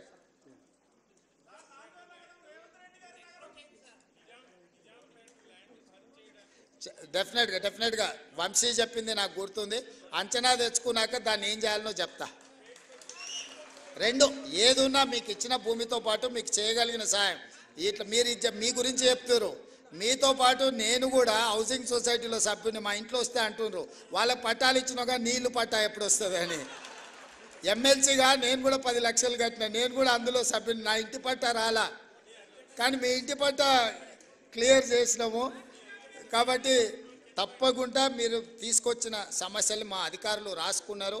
వాటిని దృష్టిలో పెట్టుకొని తప్పకుండా వాటిని పరిష్కరించడానికి ముందుకెళ్తామని తెలియజేస్తూ సెలవు తీసుకుంటున్నా. ధన్యవాదాలు మిత్రులారా. గౌరవనీయులైన ముఖ్యమంత్రి గారికి మీడియా అకాడమీ చైర్మన్ శ్రీనివాసరెడ్డి గారు, కమిషనర్ ఐఎన్పిఆర్ హనుమంతరావు గారు, ఆనరబుల్ సీఎం గారికి, ఆనరబుల్ ఐఎన్పిఆర్ మినిస్టర్ గారు, INPR department of INPR minister గారు సన్మానం చేస్తున్నారు. రెవెన్యూ ఐఎన్పిఆర్, అలాగే పొన్నం ప్రభాకర్ గారు, ఇంకా పెద్దలందరికీ ఆత్మీయ సన్మానం. ఫోర్త్ సిటీ అన్నారు ఆనరబుల్ సీఎం. ప్రజాస్వామ్యంలో ఫోర్త్ ఎస్టేట్, పటిష్టమైన 4వ స్తంభం మీడియా. అలాంటి మీడియాకు ఫోర్త్ అంటే మరి భవిష్యత్తు, అలాంటి భవిష్యత్తు గురించి చెప్పారు. అలాగే ఆనరబుల్ సీఎం ఒక అద్భుతమైన సందేశం తన ఈ సుదీర్ఘ ఉపన్యాసంలో చెప్పింది. Win win situation. ప్రజాస్వామ్యంలో ప్రజలు గెలవాలి, ప్రభుత్వం గెలవాలి. అలాంటి ప్రజలకు ప్రభుత్వానికి అనుసంధానంగా ఉన్న మీడియా గెలవాలని సందేశం అందించిన ఆనరబుల్ సీఎం గారిని ఇప్పుడు కిరణ్ కుమార్ గారు, రవికాంత్ రెడ్డి గారు, వంశీ శ్రీనివాస్ గారు, రమణారావు గారు, అశోక్ రెడ్డి గారు, చిత్ర గారు హౌసింగ్ సొసైటీ తరఫున వారికి ఇప్పుడు honourable CM is requested to sir రండి. ఇప్పుడు Jawaharlal Nehru journalist housing society బాధ్యులు ప్రెసిడెంట్ కిరణ్ కుమార్ గారు, వైస్ ప్రెసిడెంట్ రవికాంత్ రెడ్డి గారు, చీఫ్ ఎగ్జిక్యూటివ్ వంశీ శ్రీనివాస్ గారు, డైరెక్టర్స్ పివి రమణారావు గారు, కె అశోక్ రెడ్డి గారు, ఆర్టిస్టు చిత్ర గారు,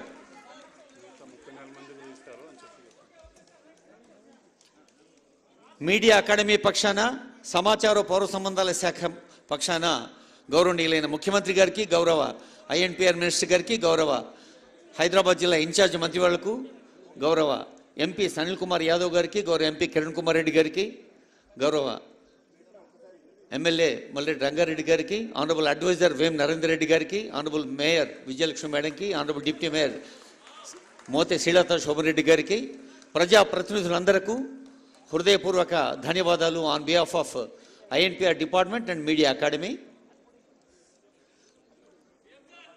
Jawaharlal Nehru journalist housing society ప్రతినిధులు president B Kiran Kumar, vice president R Ravikanth Reddy, chief executive Vamshi Srinivas, director PV Ramanarao, director K Ashok Reddy, artist Chitra కలిసి అందజేస్తున్న సన్మానం.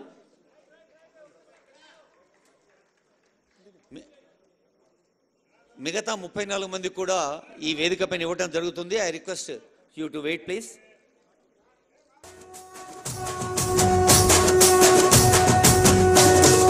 మూడు రంగుల జెండా బట్టి సింగమోలే కదిలినాడు ఒక్కరో కాంగ్రెస్ సూర్యుడు మన రేవంత్ అన్న నిగ్గదీసి అడిగే మునగాడు వీడు భూమిన వానైతాడు బీద సాదల ధైర్యం వీడు దొంగ దొరల భరతం పడతాడు మన రేవంత్ అన్న పేద ఇంటికి పండుగ తెస్తాడు సోనియమ్మ దివెనతోని రాహులన్న సైనికుడయ్యి పెద్ద కొడుకై యుద్ధం చెయ్య సిద్ధమాయే రేవంత్ అన్న మూడు రంగుల జెండా పట్టి సింగమోలే కదిలినాడు ఒక్కరో కాంగ్రెస్ సూర్యుడు మన రేవంత్ అన్న నిగ్గదీసి అడిగే మునగాడు